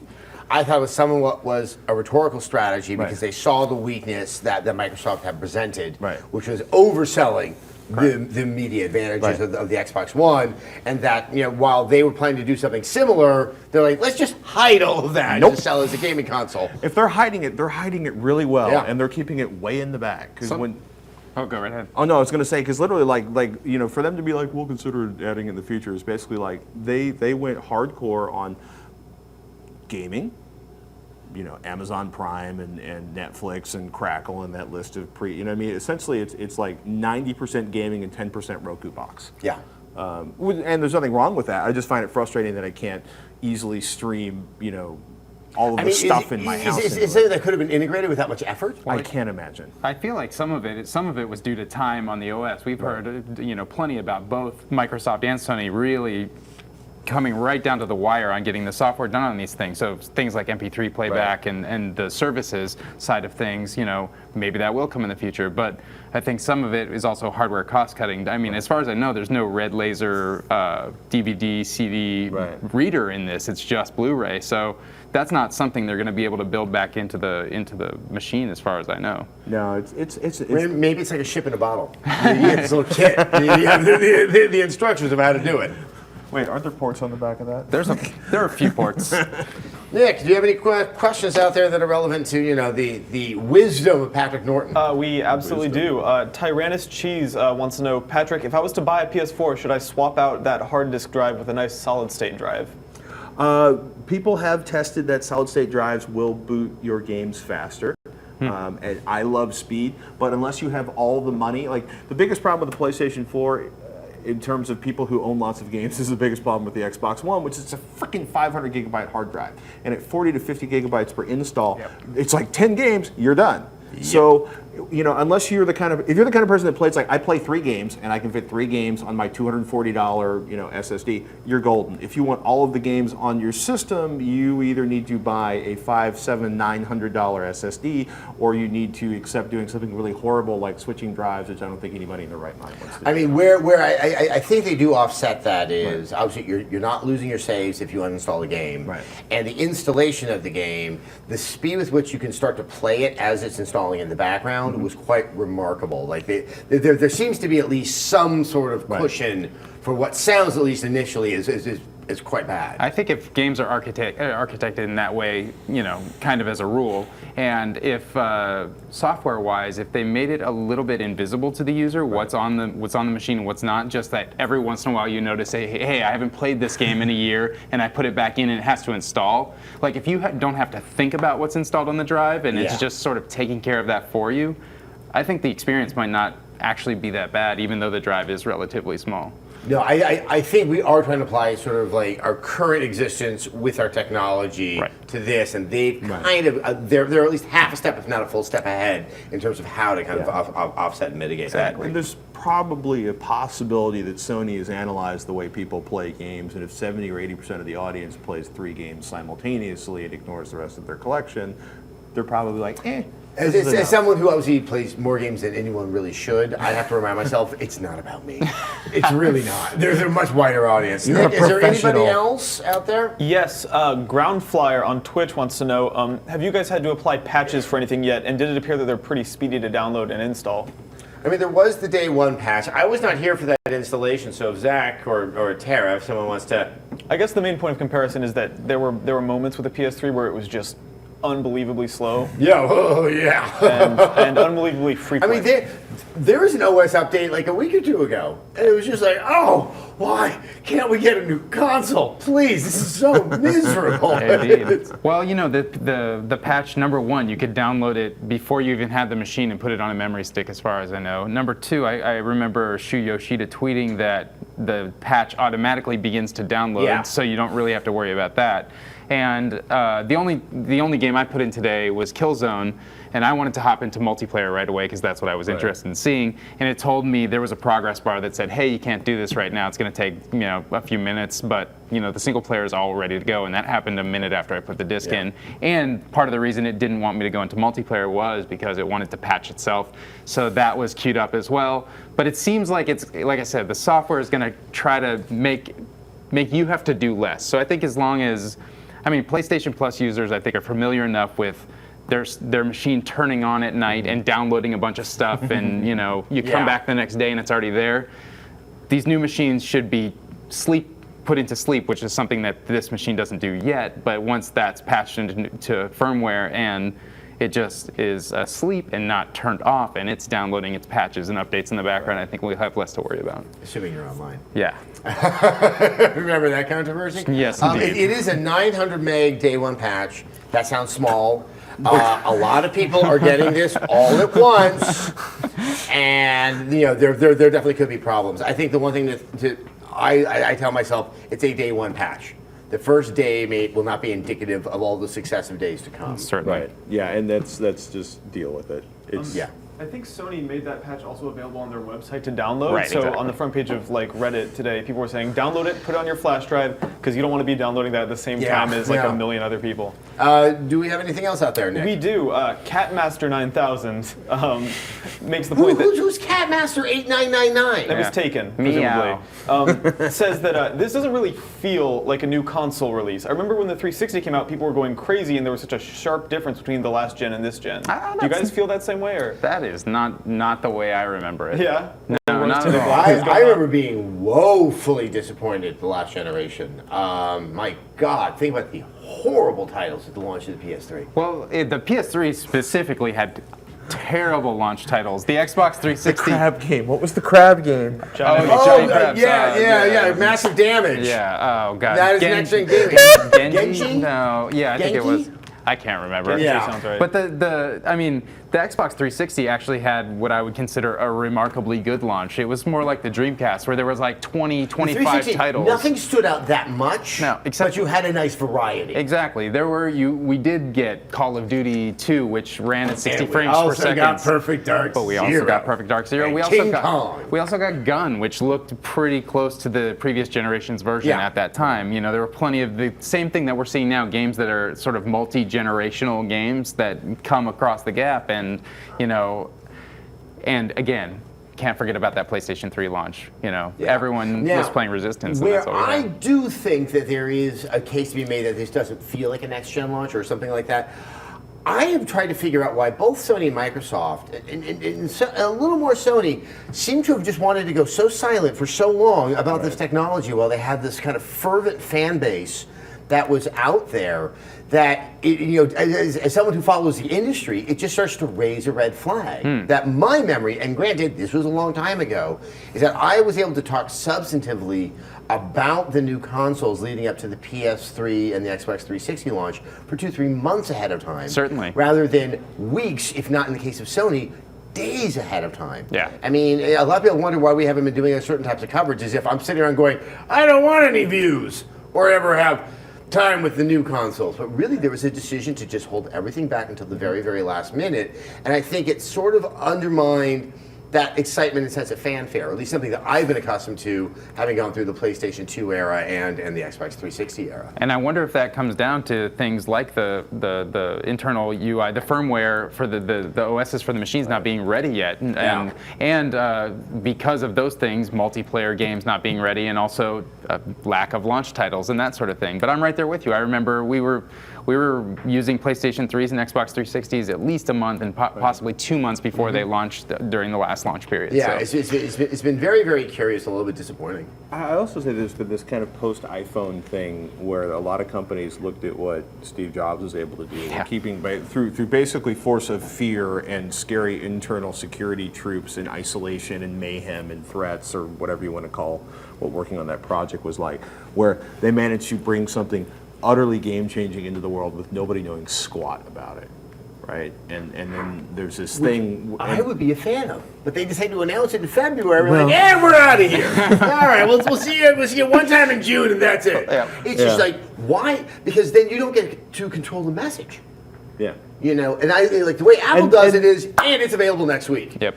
They can control the message for a week. Yeah. So. And maybe the issue was that they just, I don't know, premature launch. I mean, I don't even know where to go with this. I know you're probably going there. I think the thing is, if it hasn't been announced, I don't have to talk about it. The minute it's been announced, I kind of have this obligation to talk about something, and then it's just 7,000 speculation. emails going, should I buy it? Yeah, I don't know. Dostoevsky writes good books.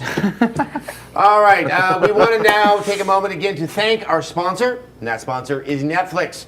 As you hopefully know, they've got a ton of movies and TV shows that you can enjoy, and you can enjoy it right on your PS4 without ever having to deal with a cable provider. You can support our show and get a free trial by going to netflix.com/Rev3Games. Okay, we have talked about the rather limited number of games from Sony at the launch of the PlayStation 4. Certainly. But that's not to say there are not other games available. That's true. Ubisoft and EA seem to be kind of, and a touch of Activision, seem to be cleaning this up. I know Tara's going to come by and join us. We're going to talk about some of the third-party games, especially that one, the Ghosts. I've heard of this game. Yeah, with the 10s and the 80s and the P. Yep, that's the one. Yeah, the one which, you guys can talk about that, and I'll just stand over here in the corner. Just, putting on my Kevlar. Hey guys, I'm back. Hello, Tara. Hello. Patrick kept my seat warm. Nice. Awesome. So, you've had some time with Ghosts? I have. I played a little bit. I played very little on the PlayStation 4. I've been playing mostly on PC of all platforms. Whoa, what's that platform? But I have been playing with a controller, which is, not Do you the see best. like the new Steam box? Yeah, it's like that. Yeah, it's like that Steam box thing. That's cool. And to me, it's a really interesting Call of Duty release because it is not quite as good in a lot of ways as some of the ones that have come before. It's kind of strange. It feels a little uneven. Now, have you played it with the PlayStation 4 controller? I have. So I did do that today as well, and we talked about this up at the top of the show, but I think this is a really wonderful controller, and specifically, I think this controller and the Xbox One controller have been designed with first-person shooters in mind. I mean, that was clearly the genre of last generation. So anyone who thinks that there's this new coming of different types of games, well, yeah. These are first-person shooter controllers. Game companies like money. Yes, they do.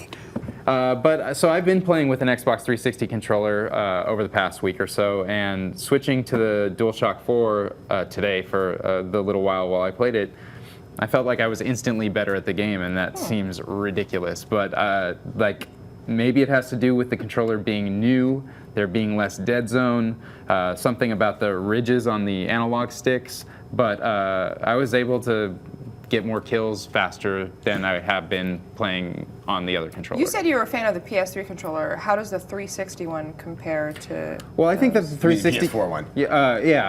I think the PS4 controller is nicer in almost every conceivable way. The one thing that I still don't know which I prefer is, the placement of the analog stick on the PlayStation controllers has always been in this below even position rather than sort of switching them around. But I think that most players, even players that are more comfortable with 360 controller, won't have a problem adjusting to this one. I agree. I used to think that was my issue with the PlayStation controllers, was that it was on the same axis. But the level of resistance in those sticks is such that I'm not discombobulated. I think it's also like the fact that these are completely rounded here, so it's easy for your thumb to sort of like slide off of the edge.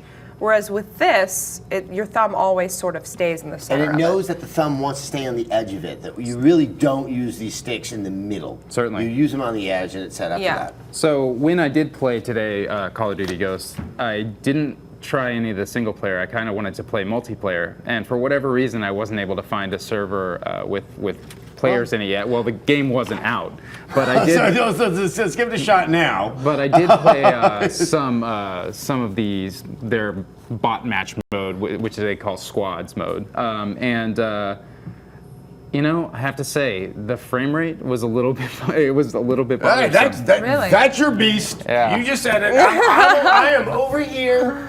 Adam's washing his hands of that comment. Yeah. Whatever. Well, let's see if we can get an online game going here. Let's see if we can do that. Nick, while we're trying to do that, do you have some questions over there? Yeah, AA Johnny, actually in regard to the analog sticks, he wants to know, do they feel durable and sturdy? On my DualShock 3, these sticks wore out and got loose after a while. I know it's a hard thing to predict. They feel very durable and very sturdy, and I know exactly what he means about the DS3. I don't know what happened, but I think one of the controllers that we have got a little bit of a chunk taken out on one of the. It's not this one. I can't help it, Adam. I'm still teething.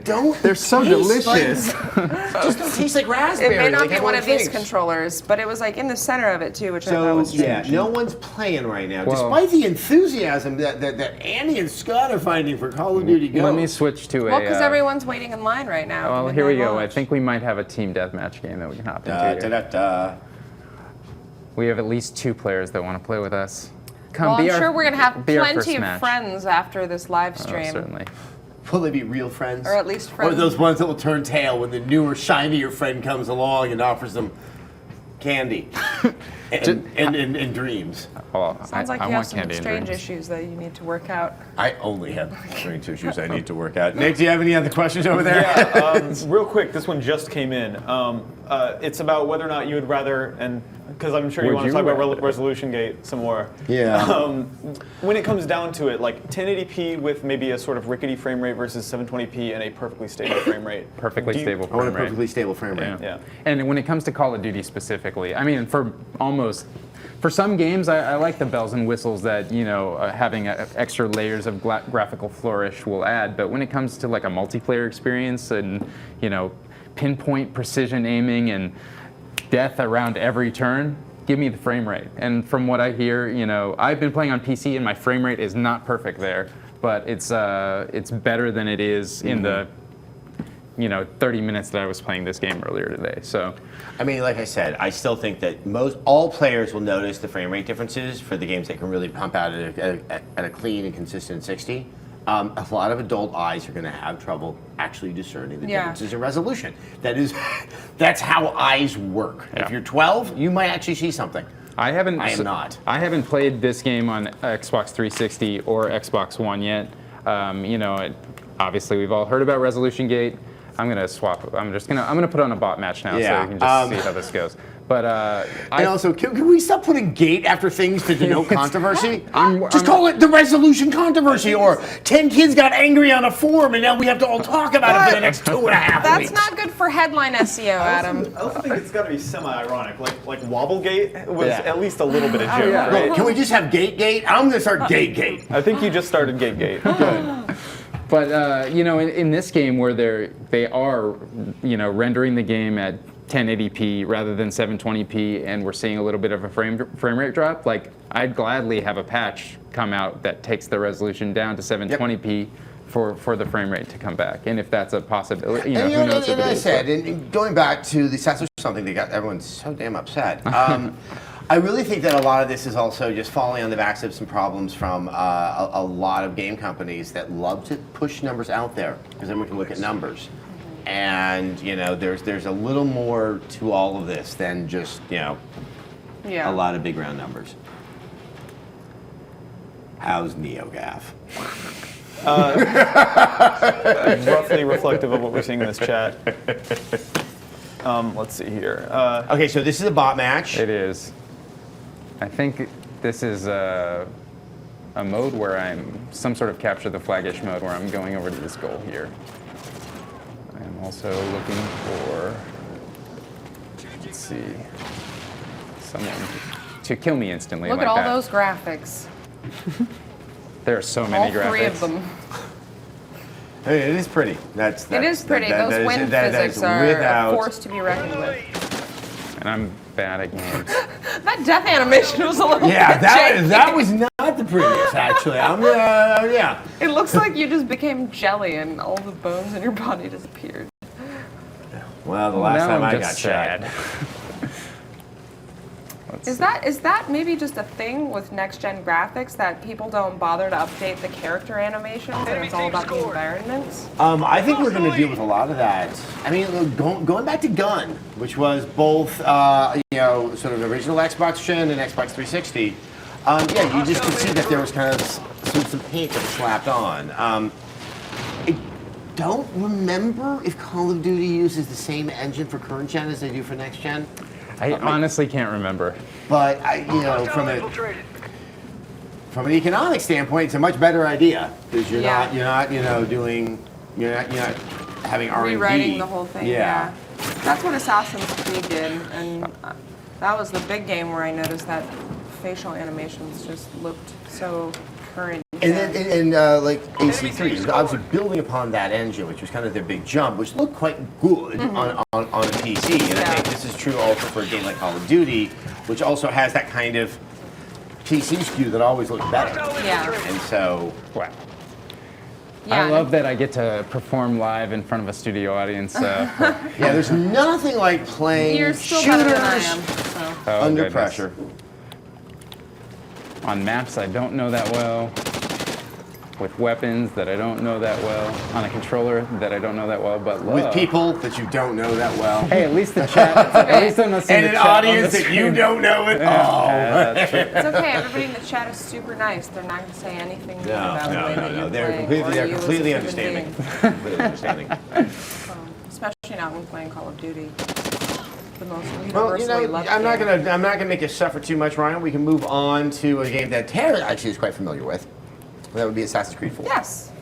You reviewed this game on PS4s about a month ago, actually. I played through most of the game on PS4, and then I went back and replayed it and actually finished it on 360. It obviously looked a lot better on PS4, but again, the facial animations did not seem to be really all that different. It was more the environments, and particularly the ocean, which you spend a lot of time in. Textures on the characters say, I'm wearing a big fancy pirate jacket. Now look, you can see that I've bedazzled it with my loot I've taken from others. Or not. Yes. Feather tech. Short answer, yes. One thing I've noticed about the facial animations, I guess this is perhaps exclusive to Assassin's Creed, but they look shinier. The faces look sweaty almost, and that's Well, like it is the they're Caribbean. that's true, but I'm not sure it was intentional in that way. Shine tech. Like they had like those pads. What? I used to Like have them in high we're school. showing, we here up on the screen right now. We've got a video that we put up on this channel, which was an Xbox 360 PS4 comparison. You can see that the 360 version just seems to be a little bit blurrier. The foliage, the draw distance. Exactly, but the actual facial animations, you can kind of see the reflective nature of their faces. The rain physics were actually incredible on the PlayStation 4.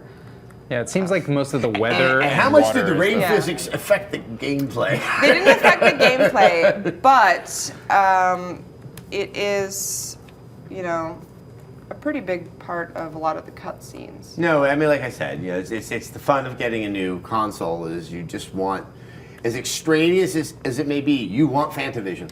Yeah, You know, indeed. you want that thing to say, "Oh my God! Look at what this can do! Can you believe it?" I think that the main thing is, like, if you're planning to buy one of these machines and you are gonna buy one of these cross-generational games that are, relatively good games, like, of course you're gonna buy it on your new machine, and you want it to look better there.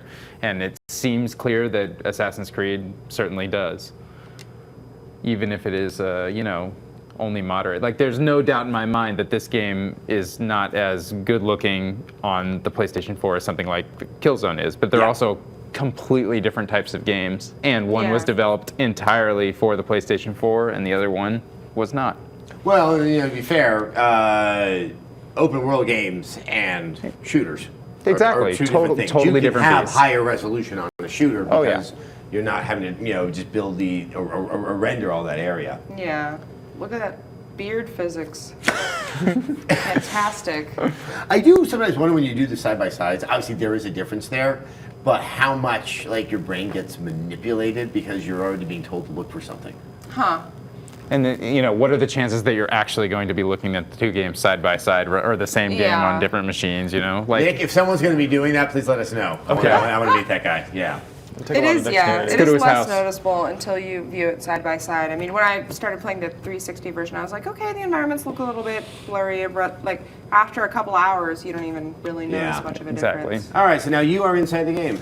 I am inside the game right now. I like that mission. Find the assassin. At the very beginning of the single-player campaign, I was going to hop into. Really? This is how it begins, with find the assassin? There's a cutscene before this, but I skipped Is that where they past tell you to that, find and the I'm assassins? actually going to need to invert this right now, so that I don't look like a complete idiot while playing. Wait, which inversion are you? Real inversion? As opposed to what? Oh, you play inverted. You're weird. Why do they have an X-axis invert option? That's what I want to know. Has Because if people anybody think they're ever planes, used they might that? as well think that they're English and they drive on the wrong side of the road. It's so bizarre. I can't, like. It's for the people that hold the controller upside down. I bet there are people who do that. Probably are. Just Nick, to be if they cool and identify ironic. themselves, we want to meet the people that hold the controller upside down as well. Actually, ask the chat if there is anybody who legitimately uses the invert X-axis option. Please, I'm very curious to know. So I'm just parkouring right now, just getting a lay of the land. Did you play Assassin's Creed 3 as well? I played a little bit of it. Okay. I did not finish it the way that I did with 4. Nor did I. I was a very, very big fan of Assassin's Creed 2. It's one of my favorite games of the generation. And Assassin's Creed, whatever the two, Brotherhood and Revelations. Yeah. Brotherhood I thought was pretty good, and Revelations I was kind of sour on. Yeah. And then 3 I just really, really didn't like. But I'm Okay, now willing to jump we're back actually in doing here. the thing that should probably show off at this. That looks like graphics. Yeah. Was it the naval combat stuff that you didn't like? No, it was I don't know. It just felt. It was the boring. It was the boring. Yeah, it was. I just feel like they milked the franchise so much, but I feel like in this game, with the sort of open world, saily ocean nature of it, like that maybe, and after having taken a break for a year, which is something that Ubisoft does not want us to do. No. Maybe now it's been enough time that going back to it might be a little bit more fun. I mean, it is very different. I really like that they didn't harp on the present day story at all. I mean, barely, less than like 2 hours worth of present day stories in this game. I like the open world stuff. I like the naval combat. But again, like a lot of the regular missions are just as repetitive as they always were. Certainly, yeah. Which is, oh dear. All right, do we have another question out there? Well, we have a lot of responses to the X-axis thing. A lot of just resounding nopes and no's about inverting the X-axis. We got one guy who claims that a dude at a tournament, I don't know what game, but a guy at a tournament locally holds his controller upside down. Sweet. So Really? I want to believe that, yeah. But is it like a... Does he win? That's the more If important he's at a question. tournament, at least he's ballsy. I think he wins. He's a winner to me. The recurring theme is no, I only invert for flying. Like only invert the y-axis for flying, which I think is reflective of everyone who's not people are not crazy. planes. For all the bird games out there. The friendly bird game. Yeah, indeed. Not that. I forgot where I was going. Gosh, I do so much accidental the one thing climbing. I'm seeing here is, and this goes back to there's a fresh coat of paint. Those animations look very familiar. Yes. They don't have the fluidity that, well, say like in Killzone. I do like, I like the amount of foliage on screen, and it does seem like it reacts quite a bit. I don't know if that's different between next-gen and current-gen versions, but, you know, does give the game a completely different feel than the earlier games in the series, which were my favorites. What does the touchpad do? The touchpad is used only for the map. So if I were to press down the touchpad right now, I could bring up the map, and then I can use the touchpad to move around it. I can also pinch it to zoom in and zoom out. This is actually really helpful. I wouldn't say that being able to go into the map using it is really much different than pressing the select or the share button in this case. I feel that you have to depress it more. Like it's not as easy. Say what I was just talking about with Killzone, that you have to actually get that click out of the touchpad. Or am I You do, incorrect? and I'm actually not a fan of the select or share button on the PS4 controller because you do have to like, it's not sticking out really much from the base of the controller, so you have to press it pretty hard to get it. But I do love being able to use the touchpad to move around because trying to do it with the analog stick and then just like zooming in and zooming out is super time consuming. It's not something that should be difficult, but the touchpad makes it very And that's easy. right. Yeah, we forgot about the share button because we need to share our moments in game with the rest of the world. Just so people know, you can send screenshots with the share button to Twitter and Facebook. Game capture only goes to Facebook, and obviously broadcasting only goes to Ustream and Twitch. I find that very strange that you can only upload videos to Facebook. I'm not Twitter, on I the understand. Facebook, so I didn't realize there was that much video going around. I guess that's where people's the bad. Do you want to hit the share button? Do we upload a video clip? Let's see what we can do. Maybe we should upload a screenshot. That might be less time consuming. Who knows how long that could take. We're hooked up for Twitter, so I want to give that a shot. All right. Twitter it. And then you can say, I did this. Oh gosh, how long will that take me to type? Actually, to that point, this is it because there's now the PlayStation 4 app is out, and that's something you can put on iOS or Android devices. That allows for a keyboard. So you can use that second screen for a keyboard to help make that annoying process much easier to do. All right, Nick, Well, I uploaded it to Twitter, but I also lost the mission. Oh. But no one will know. Wait, they won't see that in the screenshot. That was my fault. Okay, the game wasn't playing underneath that. It was. Was it? Wasn't it? I mean, that guy had run away from me before I did it, but... It's live on Twitter. We have confirmation. That was, it happened. That was the thing that happened. Next gen. Yeah. I can only just imagine now that my Twitter feed, it will be like Uno without genitals. We've already got a whopping 20 retweets on the word poop with the hashtag PS4 share and this pretty boring Assassin's Creed screenshot. Awesome! And that is my cue, too. Just wonderful. All right, so I think we're gonna move on to another one. I'm actually really looking forward to this game, and I haven't gotten to see it. Need for Speed. Revols. Here you go. Are you gonna play? Yeah, why not? I was what is that Need for Speed Ribald? And it's a bunch of people who are sort of drunk and making, you know, kind of inappropriate jokes that aren't so blue as to, you know, get you thrown out. You know? I'd play that. I think it'd be better, you know? Yeah. Better than Rivals. Yeah. I don't think it's 5 out of 5. better. Indeed. As we get this ready to go, Nick, anything else out there? Yeah, we've got a back to Call of Duty because believe it or not, the internet has opinions about Call of Duty. Really? Which I didn't realize that before. There's one from La Marche Angel. Let me pull this up here.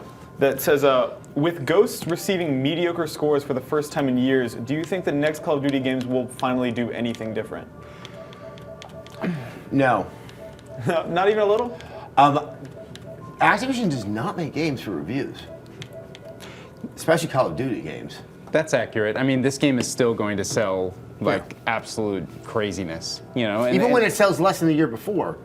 it sells more than almost all other games. And in all honesty, so much of the game, the reason that people buy the game is for the multiplayer component, and I think players begin to know what they're in for. It's like with a year between each game, there's only moderate changes to the game, not the mechanics even, just the systems and that sort of thing, and I think that's what they want. It's like familiar. It's what they want to play. Yeah.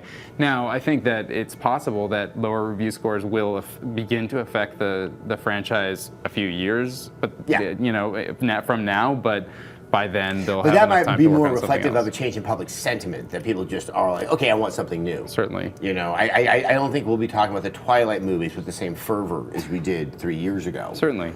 And there's another example. No one behind those movies went, oh man, the critics didn't like us. Oh, we better go. Let's go write that better. I think it's just Call of Duty's gonna be Call of Duty. Exactly. And it's very easy not to play it. And let Call of Duty be Call of Duty. If you like it or you don't, and if you get a kick out of it, it's going to be the same next year as it was this year. There on the screen, the Sony Entertainment Network is currently undergoing maintenance. Nice. Oh, wonderful. I wonder what that means. There's been intermittent reports in the chat that PSN has been down. The extent to which it's been down, or if it's fully down, or what, I don't totally know. Well, we couldn't get on to play Call of Duty, so we know that. Yeah. So are we going to be able to actually play some Need for Speed Rivals, or is that also going to be impacted by this? No, that'll work. You just might not get the full mingle player experience that you're hoping for. I want to mingle. So that screenshot now is 130 retweets, and it's hilarious because my character is crouching, so it actually looks like he is pooping. You know what? You have just shown the value and the horror of the share button. This has already increased our audience engagement tenfold. That's great. Because math. Unintended consequences. Thanks, PlayStation. Thanks, poop. Thanks, poop. Thanks, crouching. Indeed. Thanks, crouching pirates who poop. And Ubisoft. Where would we be without you? Crouching assassin, hidden poop. So, yes, just so the audience knows, haven't played a ton of the game. So we'll see what happens. Your contempt will probably exist for me, whether or not I do well. Do you know how to drive a car? A fun thing. I didn't learn how to drive a car until 2004. What is up with everybody at Revision 3 not knowing how to drive? grew up in the Anthony Bay- I grew just up in the drove a Bay car the Area. other day for the first He time grew in up 10 in New years. York. Max He grew up Scoville in doesn't New drive York. at all. What is wrong with you people? Well, you're from Texas. They have so much space in between things. It's true. We can't walk anywhere. I mean, you State law guys used does to not allow it. you're like, oh, what are we gonna do? I don't know. Let's just move a lot of cattle through Let's this just go to large open Walmart area. and hang out. in That seems like the parking lot. activity du jour today. Yeah, Texas is great. Let's see here. The garage. All drive. Just exit the garage and then start. You can choose any of the points on the map to begin your pursuit from. All right. Here. Yeah. Right there. Looks like there's a lot of people online. And so once this thing starts, it's kind of nice. It's a giant open world, as if you're familiar with the Burnout games, or I believe the Need for Speed Most Wanted did this a similar sort of thing. It's actually pretty nice. You can just kind of drive around randomly and come upon events when you pass them. You can challenge any car that you see on the road that looks like they might want to race against you to a race, or at any time you can hit right on the D-pad and set a waypoint to any spot, any objective that you might want to go to. Which button flips other cars off? You use the touchpad and you just flip up. Really? No. Because that would be great, actually. We should suggest that to the developers. That is a great idea. Actually, I really like that idea. Wasn't some game recently where you actually use it to flip it's the people? free-to-play shooter. I can't remember the name. Warframe? Oh, Warframe, yeah. I'm trying to. You do taunts with the Lights thing. in my eyes. Use the if you brake while accelerating, you'll start to slide a bit, and then I think the square button, it's either square or circle, is your handbrake, so you can use that so for drive carefully, Adam. better turns. Yeah, kids, this is not how you're supposed to drive. Slow and steady wins the race. So Need I'm for just speed. kind of looking for somebody, or Smart they're driver. looking for me? You can challenge any person you see on the road, as far as I know, or like I said, you could hit the right on the D-pad and you could GPS yourself to any sort of event that you want to go on the to. D-pad. Yeah, and then go events, right one more time, or go up to events. Oh, events, there we go. And then right one more time. Right again. And then time trial, let's say. All and right. then hit right one more time and just then All follow right. the GPS. And you can see that it brought up, you had a friend on your list there, at least one friend. And who had scored a time, and it'll put your time against theirs, and you can have a little rivalry going. Hence the title. Well, this is running smoothly. That I can say. I was getting some frame rate and audio hiccups when I was playing earlier, but I think it might be because it was installing, or because I was running into things like that. How's the music in this game? I was just thinking about that. And am I going to go stark raving mad? Or? Probably, yeah. The chat is reporting that this is a Madion track. What does that mean? Makes you Madion when you listen to it. Yeah. Oh, so if you hit L1, you will, you're in a race with that fellow now. See, that's really cool. I kind of like that, even though he's beating me. It's Just- okay. I'm generous in that way. I'm gonna let him have this one. I believe if you hold the X button, that is your nitro. Oh yeah. Oh yeah. I'm coming after you. Ghost. Wait, what? Is that what we named our car? So what's Madion? Yeah, it's the name of the developer. So he's a young French electronic musician. Aren't we all? In a sense. In a dream. Septimus Prime points out that there doesn't seem to be a ton of damage modeling on the cars. Maybe if you... Yeah, actually, you hit a car head on and your car still looks pristine. Well, the way you're supposed to play this game would be, if you had too much damage modeling, I don't think you could have advanced very far.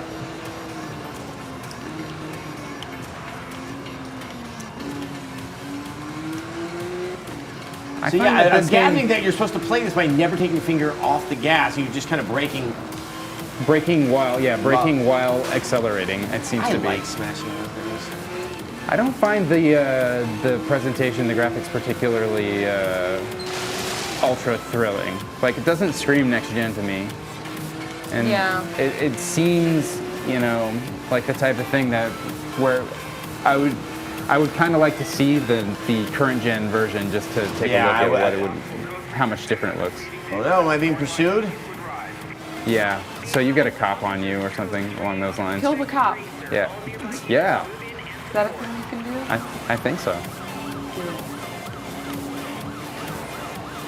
Oh, video games.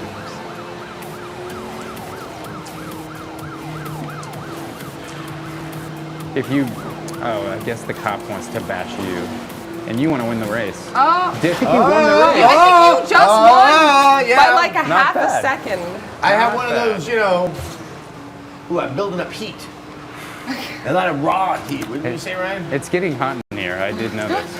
I thought it was the lights, but maybe it's your bravado. All right, so let's look at a game that I have every expectation should be really, really, really, really good looking, and it's NBA. Want to move us on over to that, and we'll see what else, Nick, what can you share with us? Yeah, we've from got the some internet? good sort of general questions about the system. The Piece of Eden on YouTube asks, do you think the PS4 would be more successful if it was backwards compatible? Obviously, it's not as simple as just... But that's predicated on the assumption it's not successful. I think he said more successful? As I've said before, I think the PS4 will be as successful as there are units available to be bought.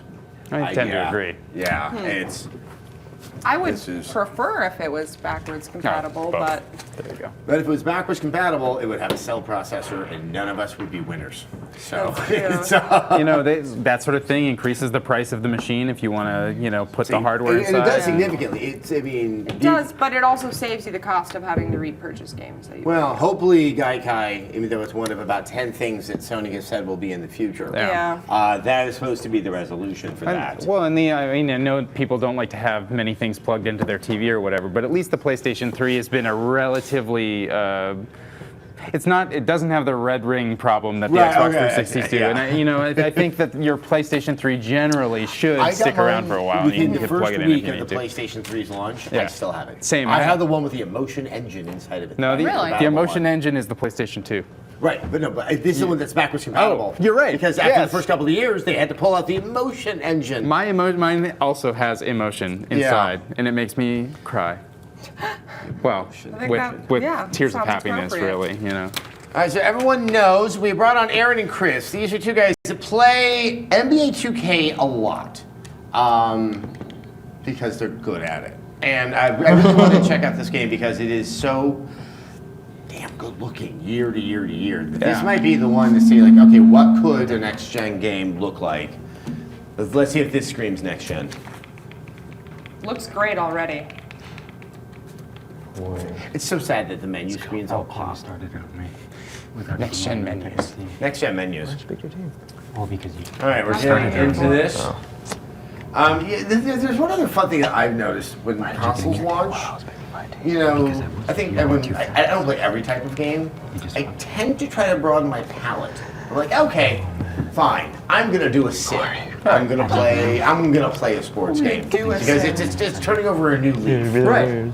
So, And you imagine that, with the next generation, maybe if you've skipped an entire generation of yearly sports releases, it'll seem it's like I didn't know they could change football this much. Let's see what they've done in these past 5 years. All right, here we go. Kings and the Warriors. Northern California represented with a team that is trying to dump its city. That is coming actually over here to San Francisco. I'm looking forward to that. Nice. It's laughable. Yeah, I'm the how Warriors. little I know about sports.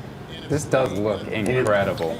Oh my God! Oh wow! Yeah. Wow! Wow. See, that's more what I've been looking for. The animation is The people sitting really behind the place where you Yeah. dump the ball, the basket. Oh, this should be fun. People sitting behind the basket and the people in the crowd look really photorealistic. Well, also they're not. It's not just like 5 animations randomly spread around. Yeah, it and seems it's to. not like everybody gets up and well, I guess that happens eventually, but people have their own specific randomized movements. I want to play. I want to play this game. Yeah. This looks fantastic. I mean, this has those small touches, and yeah, the animations may not be the smoothest thing in the world, but when you consider what has to be accomplished in a sports game like this, where you are having on-the-fly inputs, and it has to draw to that. But like when they're just dribbling right at the court, it's. I mean, there are definitely some places where the animation has some. We can see it's swapping shifting, and flicking, but I don't know. It's pretty darn impressive. Well, just the sense of place in the environment. Also, the clothing, the way it sort of flows and flops around, looks really, really, really nice. That may be really what defines next gen is fabric. Next gen fabric tech. It's true though. Watch out, Assassin's Creed. Seriously. Yeah, your flowy capes. So real. Next generation games are going to start incorporating more capes and ponchos. I think capes are supposed to be back for women this year. It's true. I was right. How was I right on that? Someone had told me this. I actually don't know. I don't know fashion. Come on. Really? It just sounds like something that would be. I know they were in a couple of years ago. It'd be interesting when capes come back for men. That would be amazing. I'm gonna get a red one. That's what I. You'll start seeing guys at like PAX and stuff wearing fedoras and capes. Getting caught in the escalator. Oh god, that would make my day. Somebody please make it so. I wonder how in this game the commentary how often like you see. So I feel like in the sports games, right? In earlier versions, generations past, there was the repetition in animations. There was the repetition in the commentary, and that sort of. Was the moments where you'd get popped out of it, and the realism would sort of die. I wonder how high quality the commentary is in this game. I don't know if I can keep pace with the animations. Unless like you hire a dude to actually just play-by-play it. Live commentary, next gen. Now, this is one of the bigger install files of the launch games. Is that correct? I think you're right, and I it can does see not. why. It does not surprise me in the least. No. Really, I'm just kind of transfixed by this. You know, there's one thing that's happening here, and the only other game that has really demonstrated it was Killzone. It's not so much. It's like flesh tone. Yeah. Where you can see blemishes, you can see the discolorations, things that are very normal for people. And you know, David Cage has actually made probably the first steps that way. I think when this game does cut into its like close-up cameras following the actual play, to me that's where it sort of I lose a bit of the realism. But in this camera angle, which is traditionally, or not what we're seeing, but in this, which is generally how a basketball game is shot, I mean, it's. If you took the little HUD elements that tell you the names of the players and the circles off the floor, I mean, it's. Yeah. I'm not saying it's indistinguishable, but we are getting darn close. And I think it's that clearly if running you at walk 60. into a room, you have no reason to think it isn't live television. Exactly. I wouldn't know the difference, to be quite honest. It's that 60 frames per second that really helps as well. You know, it's super smooth. What do you guys think about it? Looks like Pretty a real realistic.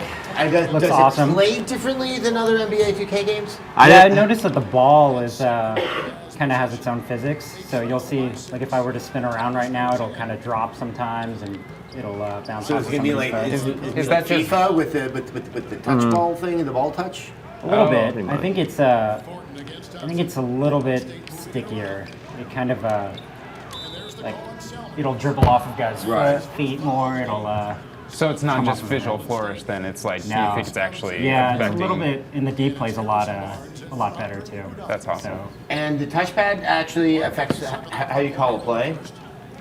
I'm not actually sure. It would be nice if. Oh yeah, see. Yeah, I can. I think if you call a swipe couple up plays or out. down if you want to give that a shot. Oh yeah. Yeah. That's awesome. Very defense. I'm going through defense right now. Oh. Yeah, I think I'm gonna be. I would play this. Picking one of these up. I can honestly, yeah. Oh, space. It's funny, you know, looking at the monitors, like the smaller monitors off on the side Oh, here. yeah, It you really can see looks- it really Yeah. looks like basketball. Like that, I mean, it looks like live television right there over there. And just so everybody knows, very shortly, I think as we get towards the end of this quarter in this game, we are going to check in with Andy and Scott, who I think have now moved to the GameStop that's on Market Street. That's where actually Sony has set up camp to kind of rally in the launch of the PS4 here on the West Coast. As anyone who watched Spike or saw the streams from Jeff Keighley and that team, you know, there's also a home base out there in New York City, where it is probably about 4 to 5 degrees colder. Yeah, Indeed. there are probably quite a few people launched up. Launched up? It's 11 p.m., guys. It's past getting my a little close bedtime. towards midnight. I cannot believe I am awake right now. I know. This is. I need to chug some coffee. No, I'm pretty sure there are a ton of people lined up at the PlayStation 4 launch on Market Street because that's kind of GameStop's flagship San Francisco location. Yeah, but sad as I am a member of the PS2 launch. Back when Metreon was still owned by Sony. I remember They had the PlayStation Store there, and it was really practical. And there's a big launch event. We made television There's there. a Target there. And now there's a Target. And a Target. And a place that sells stuff Yes. that aren't games.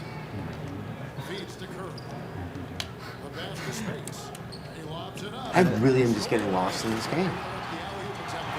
The only thing that weirds me out and takes me out of the realism is how players can move in one direction and then so quickly Pivot back. to the pivot other. back. That's Because like these are preternatural beings of skill and aerobic It's true, and I have no mastery. doubt that some basketball players are capable of quick movement like that, but it is a little bit odd to see.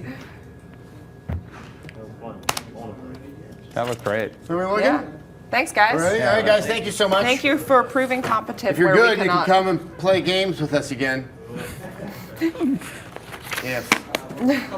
All right, so guys, we're just getting ready to check in again with Scott. We're going to have Nick come in. What was the reaction to the NBA? Oh, hardcore gamers really, really like sports games. Oh. Yeah. So they had nothing but kind things to say about good. the annualization of it and just everything. I feel the internet's just gotten warmer and fuzzier in the hours. Yeah, it's weird. As soon as we started the stream, now everyone that got you're really telling me nice. what the internet's doing, it sounds like a wonderful place to go. nice. Yeah, It really does. it's pretty that's good. Relaxing. We That's do have fantastic. some good questions. Let's see here. Crapadizzle says, oh man, I didn't even think when I said it. Where else could a good question come from than Crapadizzle? Crapadizzle wants to know, if Rev3 had to pick one launch game to pick up with a PS4, what would it be? So I guess each of you separately, what would your launch title be? Well, I've Resogun. only Well, good news. Everyone gets it, right? I've only played a couple of them. Really, Assassin's Creed 4, Knack. I haven't played Contrast. That was one of the games that I was really looking forward to. Ryan says it's bad. Almost every review of it that I've read says it's bad. So, actually, like based on everything that I've seen and heard, it seems like Resogun actually is the best launch game. Now, look, I have not played NBA 2K14, Need for Speed Rivals, That's true. Ghost, but of what I put my hands on, Resogun, it does things with visual feedback, and it's so close to like a Geometry Wars and a Pac-Man Championship Edition that it's like, And it's awesome. from what I understand, it's a very good demonstration of the 60 frames per second because there's so much going on And at there's the screen. voxels. Yeah, so many voxels. That will be the word of 2014. Trust me. Yeah. Voxels and fabric tech. Well, since you guys both said Resogun, and since PlayStation Plus members are getting it for free, I think I've been playing Call of Duty Ghosts, and I've played many Call of Duty games, but I've skipped Battlefields for a few years, so I think I might pick up Battlefield, although that NBA game actually looked pretty darn stunning. I'm definitely picking up that one. And it's hard to not recommend if what you want to do is look at pretty graphics and feel good about the purchase of your new system. Killzone really does look good. Or like the guy that was in line, you're just picking up this $400 box for the Netflix. Yes, and with exactly. that, let's see if those media offerings are what is driving the crowd out there on the streets of San Francisco. That's a reference that only Scott should be able to run with. How are you guys? Yeah, no, we are actually right. We are right. We're doing fantastic right now. Sorry, there was a little bit of a delay. That is a much, much larger crowd here in front of GameStop than it was at Best Buy. Would you say, Annie? There sure is. There's quite a lot of action happening out here, including there is a stage up there. There is a music going on. There is a truck serving Vietnamese sandwiches. You guys wouldn't believe the scene that we're experiencing out here right now. There's a ton of excitement. Scott, are you excited? I'm excited. I'm actually shaking right now. I'm shaking. Not because I'm cold, because I'm very, very excited. Very excited. It's much warmer here than it was. Yes. At the other But let's stop being old people and talking about the weather. Let's talk to people who are waiting in line for the PS4. So we're gonna try and brave this crowd right now. It's packed. It's packed. So let's go over and try and talk to someone. Excuse me, guys. Can I talk to you for a second? Wow, it's crazy. How long have you guys been waiting in line here today? 2 hours. We arrived here at 9:30, and I thought I couldn't buy a PS4 at this time. We just came here to see the line because we thought that we wouldn't be able to get a PlayStation 4, so we were here. So now you're just standing in line to stand in line because there's just a huge party happening. Yeah, and we bought one, and I'm waiting. What, so you did already buy one, now you're just We got smart. One. Yeah, and we are lucky because we are from Brazil, and that PS4 it's like $1 million. Yeah, just like that. So we could get our PS4 here. Oh, it's fantastic, fantastic. Yeah. Did you get any games to bring over to Brazil with you? Yeah, FIFA 14. Of course you did. Of course you did. Boy, giant cliches over in Brazil. All right, we're going to go talk to someone else. Thank you so much. Excuse me, how long have you been in line here for the PlayStation 4? Can you turn around and talk to the camera? Oh, maybe 3 hours. 3 hours? Did you pre-order or are you just waiting to purchase? I just waiting for the purchase. What are you planning on getting? I'm sorry? Hi? What are you planning on purchasing? Game-wise. Killzone, Knack. Call of Duty. The what? The Call of Duty. Oh, Call of Duty. Yeah, that's a great game. Annie's actually over here. She's talking to someone else. Annie. All right, I'm here with Toshi. Toshi, you're here with the PS4. How long have you been out here tonight? I've been out here since 8 o'clock or so. 8 o'clock? Yeah, so it's about 3 hours. So, do you feel pretty confident that you're going to be able to get one? Yes, yeah. How pissed would you be if you didn't get one? Well, if I've been here for 3 hours, then yes, I would be pretty pissed. So what do you think about the event tonight? Or has it been going well for you? Or are you kind of bored? Well, no, I mean, I think it's kind of excited but a little bit sad at the same time. Why is that? Because, I mean, probably the PS4 is the last of kind of like the great generation, possibly the great generations of consoles. Like, I kind of grew up on Nintendo from back in the day, and so, I don't know, like, you don't know if there's going to be another console like after this one and like the Xbox One. So it's kind of like exciting but like kind of sad at the same time. So are you like a PlayStation exclusive type person, or are you going to get the Xbox One when it comes out? I'm probably going to get the Xbox One as well because I'm just like a very big gamer. Yeah. Thank you. Sure. Good Live luck. TV. All right, we're here with one more person. What is your name? RJ. RJ, how long have you been out here waiting for the PS4? Got here around 6. Yeah? Yeah. Did you pre-order or you just... Yeah, as soon as the press conference ended, I ran straight over here. And yeah, once I had the price tag, I was ready. Yeah. Are you picking up any games tonight? Yeah, I got Assassin's Creed. Yeah. So, did you also get the day one patch since you already know that it's... No, I'm just going to get that at home. It's not a big deal. You're going to battle with the rest of the internet trying to download? Yeah, no, I got drawings to get done, so... Oh, an artist. Fantastic. Right, yeah. Fantastic. That's what I like to hear. All right, you having fun tonight? Oh, yeah, for sure. Yeah, no, there's way more people than I expected. Oh, yeah, you should go over to Best Buy if you want to have a nice, quiet, cold evening. Yeah, no, I should have done that because it's closer to where I live. That would have been smart. Yeah. But then you wouldn't have the, Black Rock and Beats. Yeah, well, and free food, It's free? Well, if you buy a PS4. So, sorta. What if you bought a PS4 on Amazon.com like I did? Well, you got a winning smile, so you may be able to try it. All right, I'm going to try and use my dynamite smile a little later on that food truck because my belly is empty and it wants some food. Yeah. You know what I'm talking about. Right, We're friends. We're friends. All right, Annie, do you have anyone? Okay. We have someone who's scared. So you're here for the PS4 launch, right? You say what? The PS4 launch. I don't even know what you're talking about. I'm sorry. I don't know. Get out of here. I don't know.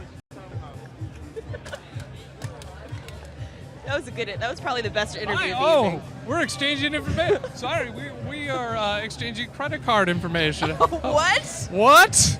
What just happened? That was weird. You guys get that? Oh, live Get a shot of TV. Live TV. All right. Well, we are going to be out here for a couple until the actual launch. We're going to see if we can get inside, maybe kind of sneak in. Yes, we're being told that we may be able to get a shot of the product as it's We're being unveiled, told a so- lot of things. Yeah, but that we're we're not adorable gonna make together. any unreasonable promises, but Yeah. stay tuned. Stay tuned. Anyway, Adam and everyone back in the studio, back to you. And I'm really, really jealous that you guys are playing Need for Speed and all sorts of games right now because I love it.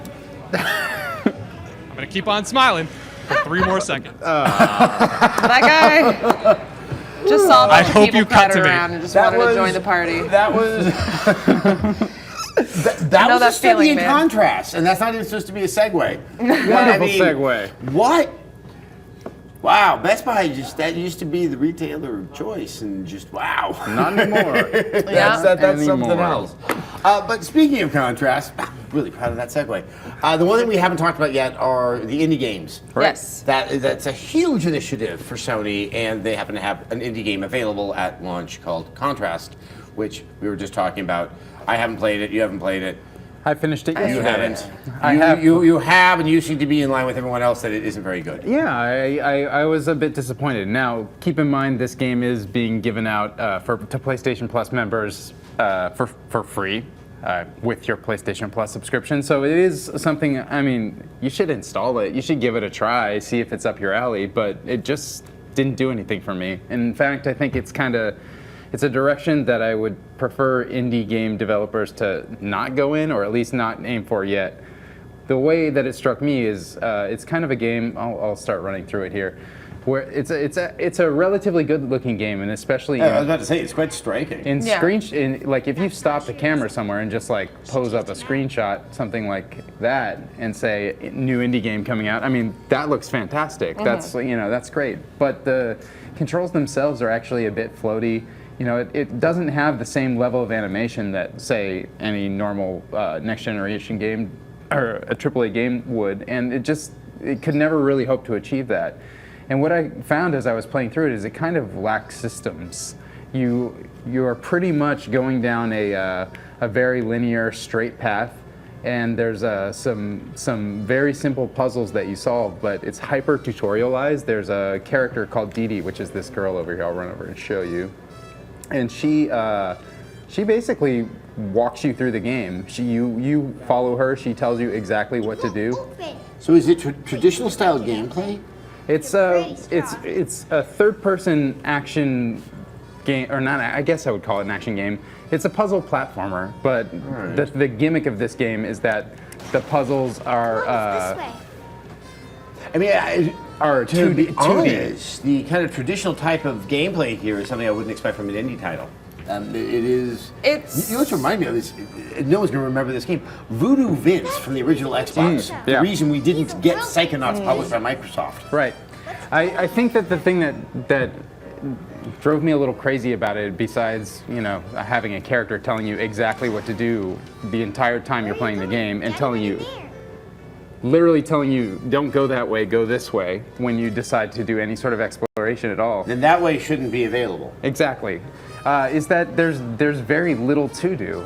The actual interactions are pretty simple until you get a little bit later in the game, but the game itself is actually relatively short, and so most of the actual puzzle solving is nothing that you haven't seen before. There are many.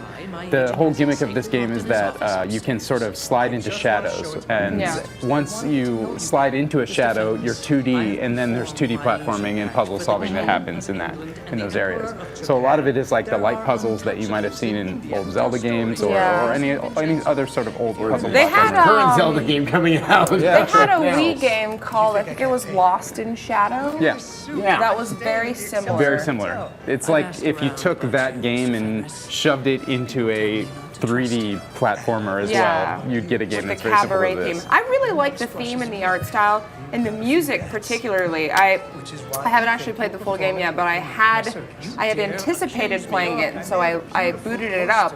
And the music just on the start screen alone is it jazz like this? It's jazz.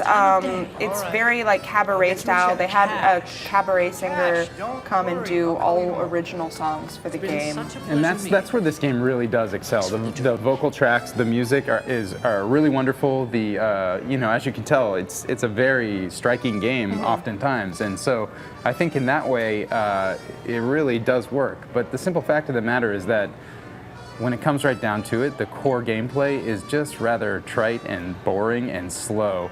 And that said, it is a short game. The vast majority of interactions are this sort of thing where you interact with an object and then you get an item and you can look at it.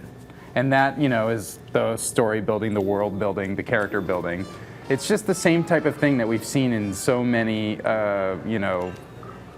games of this previous generation. And I really think that where indies tend to excel is by, coming up with innovative new mechanics. And this shadow mechanic, just wasn't anything that grabbed me at all. Well, how about we stop torturing ourselves with contrast, and if you want to hop us into Resogun, where fun will be had, but we could talk about the indie game that I think is going to deliver on that. Really seems set to do that, and that's Jonathan Blow's The Witness. Yes. Certainly. I don't even want to begin to explain what the game is and what it's about. I don't know if you can. I've spent time with it, and it was still one of those things. But I mean, that seems to be where the strongest statement is being made by Sony, that they really want to invest in this indie world. And I think the proof is in the pudding. I mean, when these games actually come out and they're on the machine, that's when, we'll know for sure. But the simple fact of the matter is, if you look at the list of games that are currently slated to come to the platform, it's almost all of the best upcoming indie games are coming to the platform. Yeah. And that's Transistor exciting. from Great Casavan and Supergiant. Yep. I mean, it's like it's these games that really I'm very interested to see. And Totally. There's the Towerfall today. Towerfall, Samurai Gun. I'm drawing a blank now just because I'm standing here in front of live studio audience, but it'd be faster to name the indie games that aren't coming to the PS4. Yeah, that's exactly right. Which is, there are very few. It's like the ones that Microsoft has locked up. Some of the Cappy games Below and Super Time Force aren't coming to the PlayStation, but so many of them are, and it just seems that even those games, which are not coming to the system right now, will probably end up here. not too long after they've released on other platforms. And so I think that's the most exciting thing is that we can expect that pretty much all indie games that are worth a damn are going to end up on this platform eventually, and I think that's what makes it exciting. I think the only thing that worries me is because clearly Microsoft and Sony are trying to wrap them up as exclusives, and that can they hopefully promote and get these games out there so that these indie developers have not hurt themselves by cutting access to their titles by potentially 50%. I think that Sony is actually not doing exactly that. A lot of the games that are exclusive are very short-timed exclusives, and even recently they're being very lenient. Like there's a game called Lone Survivor that came out for the Vita pretty recently, and that was timed for like a 3-month exclusive. But in order to release the updated version of that game on Halloween, Sony let the developer have like a month off of their exclusive and just like release it early because it seemed like a nice thing to do. Developer relations are really important to Sony right now, and I think that's great. I think that most of the exclusives that we see on either platform will be very short timed exclusives, and Sony seems to be positioning themselves to get everything on there. And the other thing is that they have the sort of buy once, play everywhere model, and that's something that Microsoft can't really compete on without having a portable device. So, you buy an indie game, you play it on your Vita, you play it on your PlayStation 4, you play it on your PlayStation 3. That's a nice model. It's sort of, taking the best things about the Apple experience, which is, buy this thing, play it on your iPad, play it on your iPhone. I really like all that stuff, and I think that's going to be a very strong thing for the PlayStation platforms. Yeah, I think they just also have a way better way of demonstrating that there are new indie games out. I mean, Microsoft, like the Microsoft Xbox 360 dashboard was just not good at highlighting new indie games at all. Well, I think another example, Brothers, which is one of my most favorite games of this year, which was an exclusive on Xbox, was just, it had gotten no support. This is absolutely beautiful, really thoughtful game that does something so cool at its end. Oops, I blew up. That and like just so the kids know, I'm playing Resogun now while trying to talk. And that like not only does Microsoft not have a good method of highlighting those things, but like when people have no way of finding it, they can't get into it and they can't find other things that are like it that they also like. Whereas with PlayStation, you have PlayStation Plus, you can try out new games all the time, some of which are indie games, and it'll give you a taste for what you like, and you can check out more from that developer. Yeah, I think that it's too early to say. I think Microsoft's really doing an about face on their stance with indies right now, and I think that I think they realize it's important. Exactly, and I think the future for Xbox One looks bright when it comes to indies. But I do think it's a bit too early to say where with the Sony platforms, they're not only saying the right things, they're doing the right things. And I follow the indie community quite closely, and all of those developers are very happy with the choices that they've made and the business deals that they've gotten into with Sony so far. So it's almost, this platform is almost worth it to me just for the indie stuff. And again, a lot of it isn't even the PlayStation 4, it's the fact that the PlayStation 4 and the Vita sort of work in tandem, almost like accessories to one another. And I really like that part of the that experience. aspect for indie games is massive. This game is beautiful. So these are voxels. They're like pixels, but they're bigger. This game is a bit like Defender, is it not? It's very much like Defender, but it's a Defender in an endless cylindrical experience. Would you like to give it a shot? Sure, why not? Go for it. Nick, look at that throw human button. What do you got as we wind down, as we get so close to the launch of the PlayStation 4? Oh, is that launching today? Yeah, I forgot what we were doing this. It just suddenly hit me. That's right, they're selling stuff. That's right. Jack Voxel on Twitch says, hey! Wow, yeah, perfect, right? I wonder if he made this account just to satisfy you in your newfound Voxel obsession. Voxel. I'm actually going to get like an amateur sports team called the Voxels together. It's a good name. Yeah. You can use it for anything. Jack Voxel wants to know, it seems like anybody can develop an indie game for the PS4. Is that true? That's not exactly true. There are, putting together deals. I think that the simple fact of the matter is that there are human people, like easy to reach human people behind these deals. So it doesn't seem like you're talking for developers to a nameless, faceless corporation. There's a guy or several people on Twitter that you can just @message and then boom, you'll get your meeting. And as long as your game seems interesting, it seems like they're more than willing to be reasonable and they want as many cool games on their platform as possible. You constantly are seeing people like Nick reaching out to developers on Twitter and being like, "Hey, DM us. Let's see how we can get your game on our platform." Like, exactly.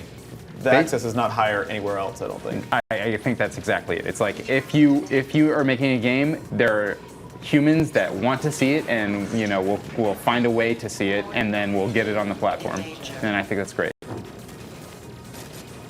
Well, as you keep on playing the Resogun, obviously, yeah, we're looking in the future, and probably during some of the ebbs and flows that are definitely going to happen in the next year, as we sort of wait for other big titles. There are other big titles. Yeah. Drive Club, which was supposed to come out at launch, was that dated today, Nick? David? No, dated. Dated. Was that I don't dated? remember. All I could think about is the hashtag that popped up at the end. Because it seemed like for that whole trailer that they'd taken the hashtag out of the name, and then at the very last second, it goes hashtag Drive Club. I'm like, oh, we almost escaped. The actual title of it was a hashtag. I mean, clearly it has some massive social component, be that good or ill, and maybe that had something to do with what its delay was. The other game, and I did get to go hands-on with that at just this week out in New York, was Infamous Second Son. How is that? I just love Infamous. And I held it in my hands and I reminded myself, oh, I love Infamous. They clearly have learned some lessons from Infamous 2, where they felt that there were just too many buttons by the end of it. It became kind of a big mess, and they want to go back to something that's more simple. What is neat is since you're going to have different types of powers that you can kind of, as long as you can suck the energy relevant to that power out of the environment, you can activate it. So they definitely have a level of complexity they have not added to the game, but they're hopefully not doing it on the backs of a control scheme, instead with design.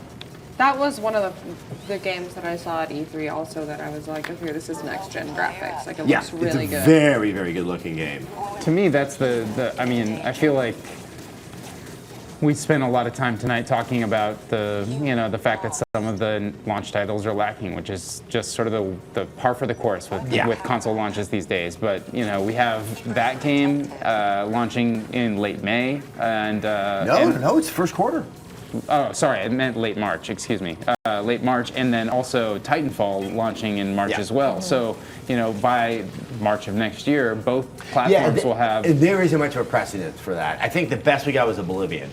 Oblivion was pretty good. There was a Ghost Recon Advanced Warfare. I think that actually, if looking backwards, the Xbox 360, the first year of 360 was actually pretty exciting. It was like Fight Night, then Ghost Recon, and then Oblivion right afterwards. So it seemed like every month there was a new game to play. Yeah.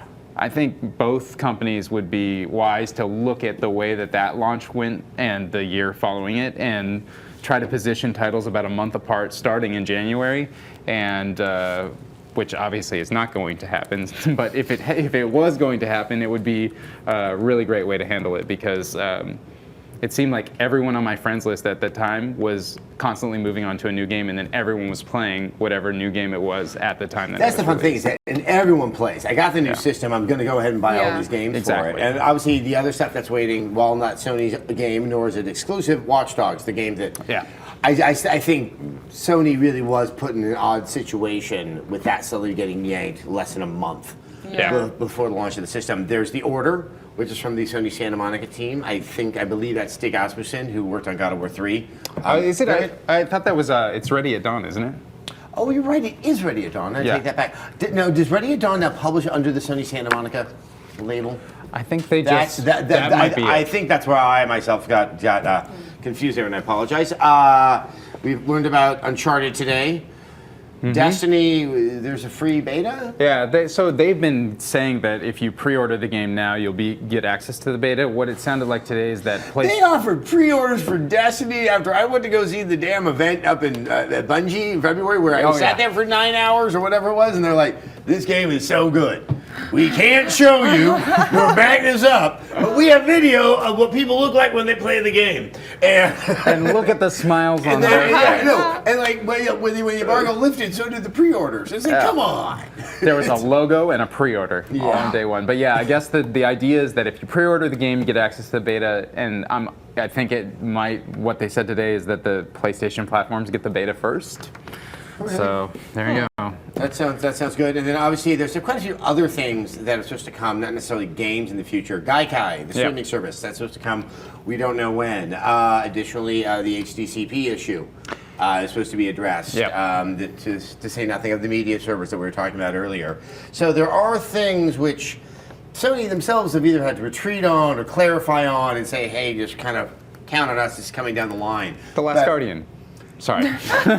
Everyone just give up on the Last Pretty sure that's Guardian. a myth at this point. Yeah, I mean it's a will-o'-the-wisp. You're gonna be led into some scary cave where they're gonna pants you and make you eat healthy foods. And yeah. Is that your worst nightmare? Pants and healthy foods? It's close to midnight. Speaking of which, that's why we should go back and check in with Scott and Andy because they are. Are we not ready to do that yet? Let's take a look. Oh, that's right. The map. Let's take a look and see where the look. See, it's almost PlayStation's almost made it to California. It's touching it. It's touching just the tip of California. You know what that's like? That's like that Reno bit from the second Riddick movie where they're trying to outrun the sun. Right. I love that this map seems to exist in a world without time zones, where there's just a rolling time zone that covers the entire country. Well, it's like a cloud. Yeah. You know, it's like an Next Independence Day that the PlayStation's coming in. They're just falling from the sky. Yeah, it would appear by virtue of our map that most of Death Valley now has access to the PlayStation 4. Out there, they don't abide by launch times and release dates. Are we ready to chat with them? Yes, okay, let's go talk to Scott and Annie. It must be kind of crazy out there. I can hear it. Yes, hello. We're live. Yeah, we're live. Oh, man. Wow. Okay. Live television. Internet television. We're in the interior of the establishment right now, as you can see, and you can feel the intensity in the air. You can feel the excitement. Behind us are hundreds of PlayStation 4s stacked and ready to go out to the crowd outside. And directly behind me right there are the first ones that are going to go to the people who've been standing outside all day long. So everyone inside is very excited. Very, very excited. What's your assessment of the box, Scott? I love the box. The box is small. The box will fit under a bed nicely, or in a recycling bin if you're not into saving them. It's made of cardboard, and it has a fantastic gaming system inside of it. And it does an excellent job of containing the unit inside. Yes. I will say, it sure does. Based on my personal evaluation of the what we're seeing right if now. you want, we can maybe try and talk to a local news crew. Does anyone want to talk to a local news crew? NBC Bay Area is here. Yeah, they're here. They're here right now. Yeah. Excuse me, NBC Bay Area, how excited are you for the PlayStation 4? Oh, we're really excited. We're really excited to talk to the first person in line. That's what we're excited. Spoken like a true. Can you give me some tips as we're a couple of minutes away from here on how to be an actual professional journalist? Oh, I'm sure you're just as professional as I am. No, I'm not. What should I do? Like, how should I talk? When you see something you want, and when you see something or someone you want to interview, just go right after it. Just like anything in life, right? Just like women. Take note, everyone. Take note, everyone. All right, thank you very much. They're this right here, this gentleman right here, I believe, is the first guy in line right here.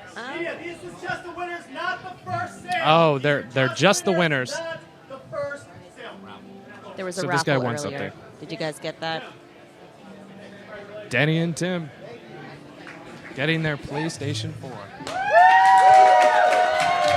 Hooray!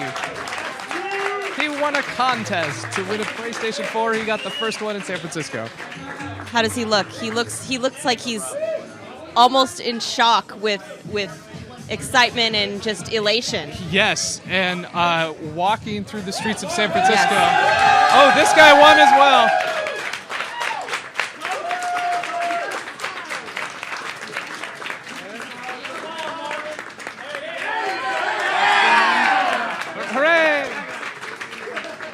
Right. Lucky, lucky man. Danny has walked out of the building and onto the streets of San Francisco. I do not know if he still has the PlayStation in his hands because it's dangerous out there right now. This guy's not excited at all. He won a contest. He has a PS4. He's mildly plussed by it, but not totally impressed. He looks like he was fully expecting to win. This is Jeffrey. He's very, very happy. You may not be able to see it on the shot that you have right now, but he's weeping tears of joy.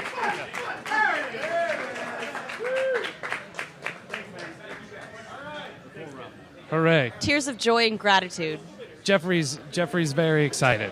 Jeffrey is beyond excited. Hey, Jeffrey! Hey, Jeffrey! He's not going to do it. Jeffrey wants to go home. Jeffrey's too good for us. Yeah, Jeffrey is too good for us. He's probably going to go outside and talk to that guy from NBC. In the tube that they are receiving is a poster that they can go hang on their wall in their bedroom or frame it and put it in their living room. It is suitable for framing. It's a poster. It's also wrapped in cellophane, which don't give it to a dog because they might choke on it. No. Or a cat. Do not do that. They will use it as a toy and then poop it out later. So Probably just keep it away from your animals. Yeah. But also babies. If you have babies, keep it away from them. Because and don't eat it. They might play Spaceman with it. Yeah, I'm going to just cut the line right now and see if I can buy one. Okay. Hey, you look like you work here. Can I buy a PS4 right now? Sorry, man. I'm just with another camera crew, so... So that's a yes. Here is my credit card information. No. Oh, this guy looks official. This guy guy looks like the most professional GameStop employee ever. He's dressed in a sharp-looking suit.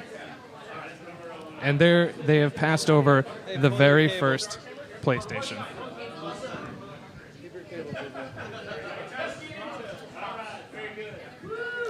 They have passed. Look at that. The two sharpest dressed people to ever set foot into a GameStop. You are witnessing it right now. They're indicating the number one with their fingers. There they are. I have just learned that the poster is for Knack.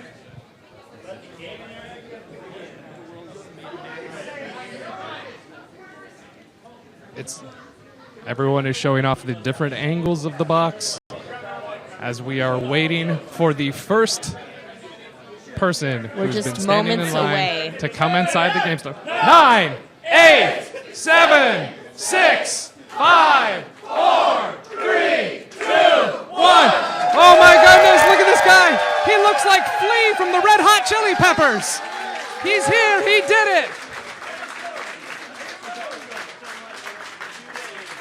He's been waiting forever. This is the moment he dreamt of. Yes!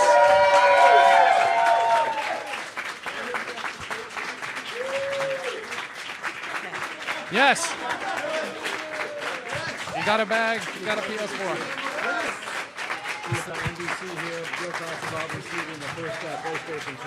Yes, sir. I feel excited. I feel juiced. I just want to get home and play it and, be with all my friends online and, just play Grand Theft Auto and everything else. I'm going to love it. Why the PlayStation 4? You have so many other choices, but why the PlayStation 4? Because it's better than Xbox. What makes it better than the Xbox? All my friends are on PlayStation.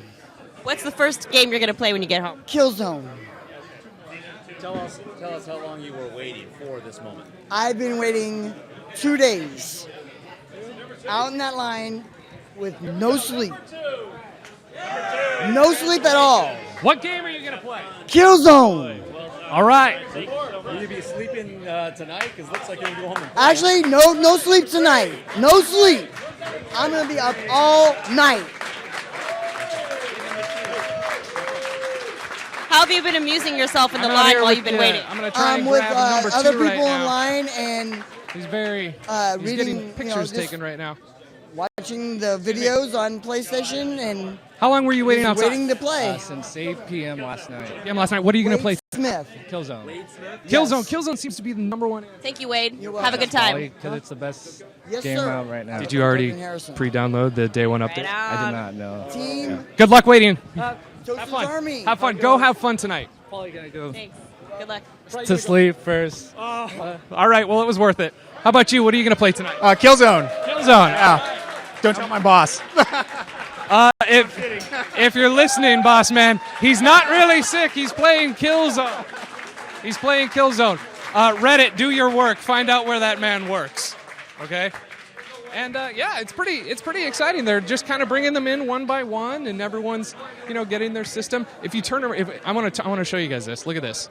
Look at this. Directly behind me right now, there is a gigantic stack of PlayStation 4s right here that are just on display, and I believe in a few hours they will all be gone underneath people's entertainment centers, and they will be playing Killzone, Knack. Yeah. Oh, there'll be hundreds of happy people tonight going home to play some new games on their hot new console. There'll also probably be some disappointed people who didn't get one. Yes, especially in front of that Best Buy. Also, there's going to be a lot of people who said they were sick tomorrow or today and aren't really sick. So if you are an employer and someone calls in sick, drive by the house. They're a liar. See if they're playing PlayStation, because they probably are.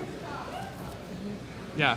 So I think that pretty much wraps it up. They're just kind of bringing in everyone one by one. Same story with everyone. I've been waiting out here for days. I'm here to pick up Killzone. I'm going to go home and play Killzone. It's great. We've had a lot of fun out here tonight, haven't you? We sure have. Yeah, we sure have. So we're going to throw it back to you guys in the studio. They're going to cheer for us as we're wrapping up here.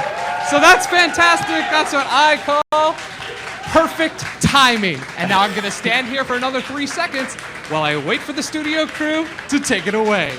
Okay. And I'm going to just keep doing this. 3 more seconds. Thanks, guys. Thank you. was fantastic. That was wonderful. That really captured the true spirit of what a console launch is. Yes. Yeah. A strange, awkward moment of American consumerism. Also meth. Yeah.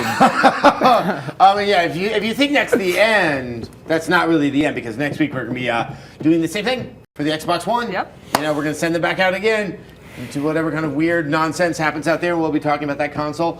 We also want to really thank Netflix again for helping support our show. Remember, guys, you can get a free trial, which is very useful because you can use it on your PlayStation 4. Just go to netflix.com/Rev3Games. Ryan O'Donnell, thank you so much for coming by. Thank you very much for having me. Tara, there may have been a greater sense of obligation on your part, but I'm still highly grateful I that you still made it out enjoyed for it. 3 hours Thank tonight. you. Nick, thank you for interpreting the internet in a way that doesn't make me want to just stab myself in the abdomen. I think we all had a lot of fun, me and the internet together. Good. And a big thanks to our studio crew for staying up all late with us tonight. Yeah, we have a PlayStation 4. We're probably going to arm wrestle to figure out who's going to take it home and play it. You'll find out in the days to come. So go enjoy your new consoles, or go enjoy waiting for your new consoles. We'll see you next week.